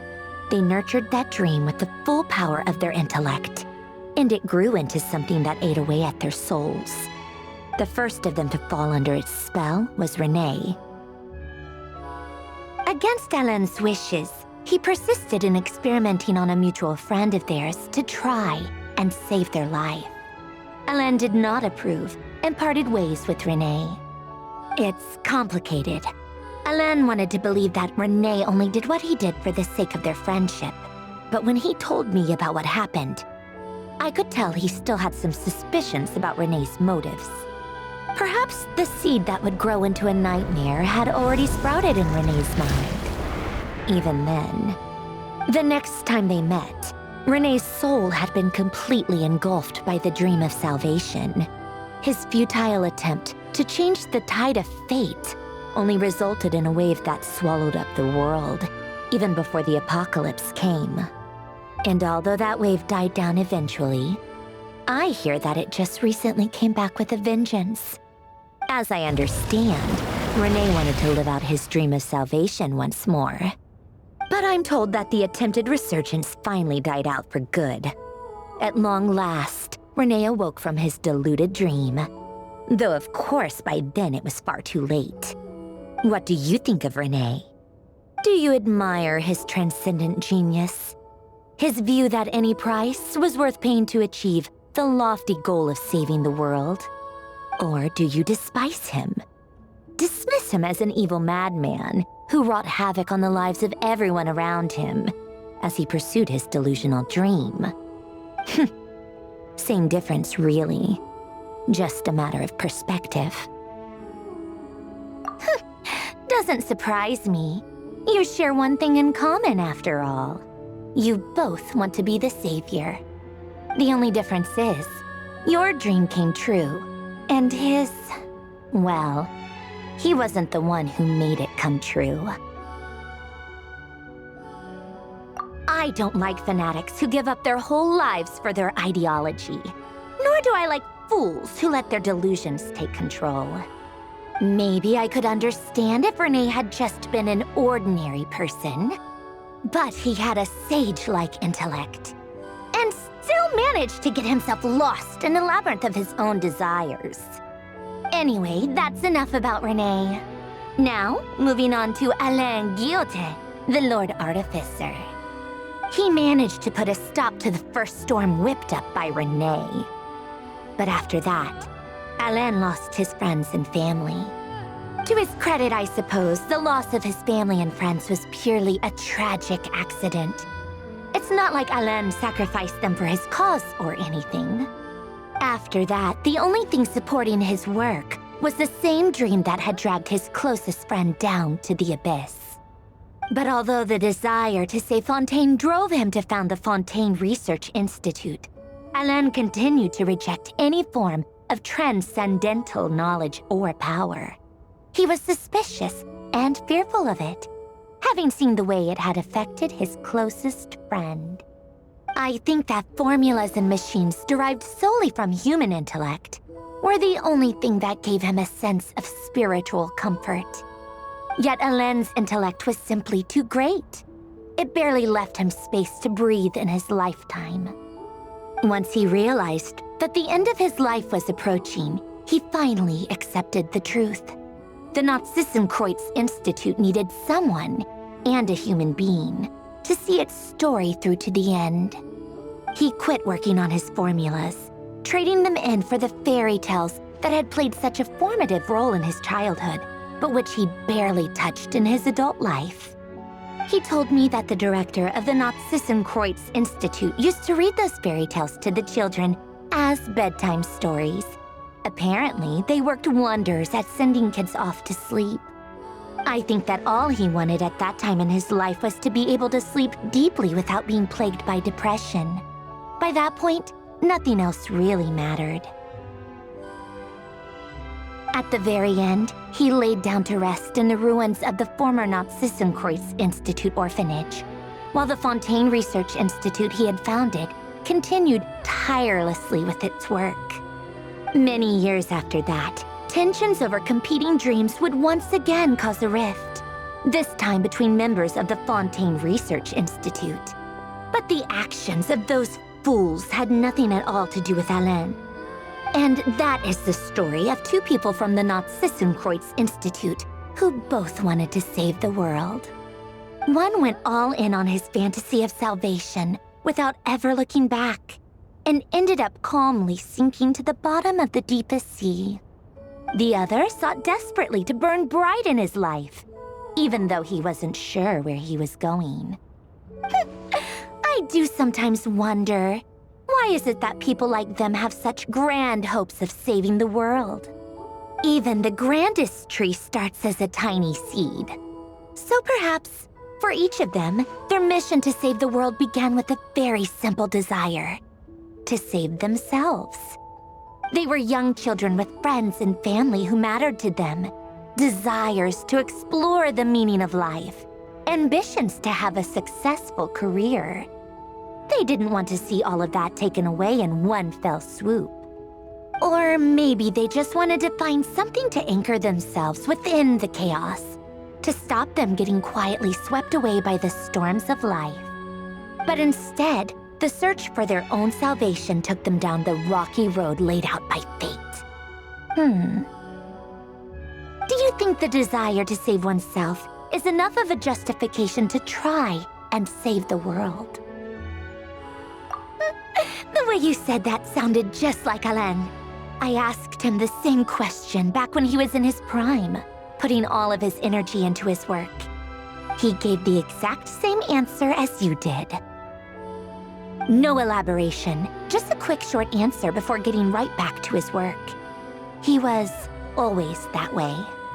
All right, tea time's over. I owe Arlecchino a favor for telling me these stories. I'll have to bring a whole sack of gifts the next time I visit the House of the Hearth. I'm gonna go tinker with Polonia now. You guys can do whatever you want, as long as it doesn't involve interrupting me. Polonia, exit hibernation mode. Begin diagnostics.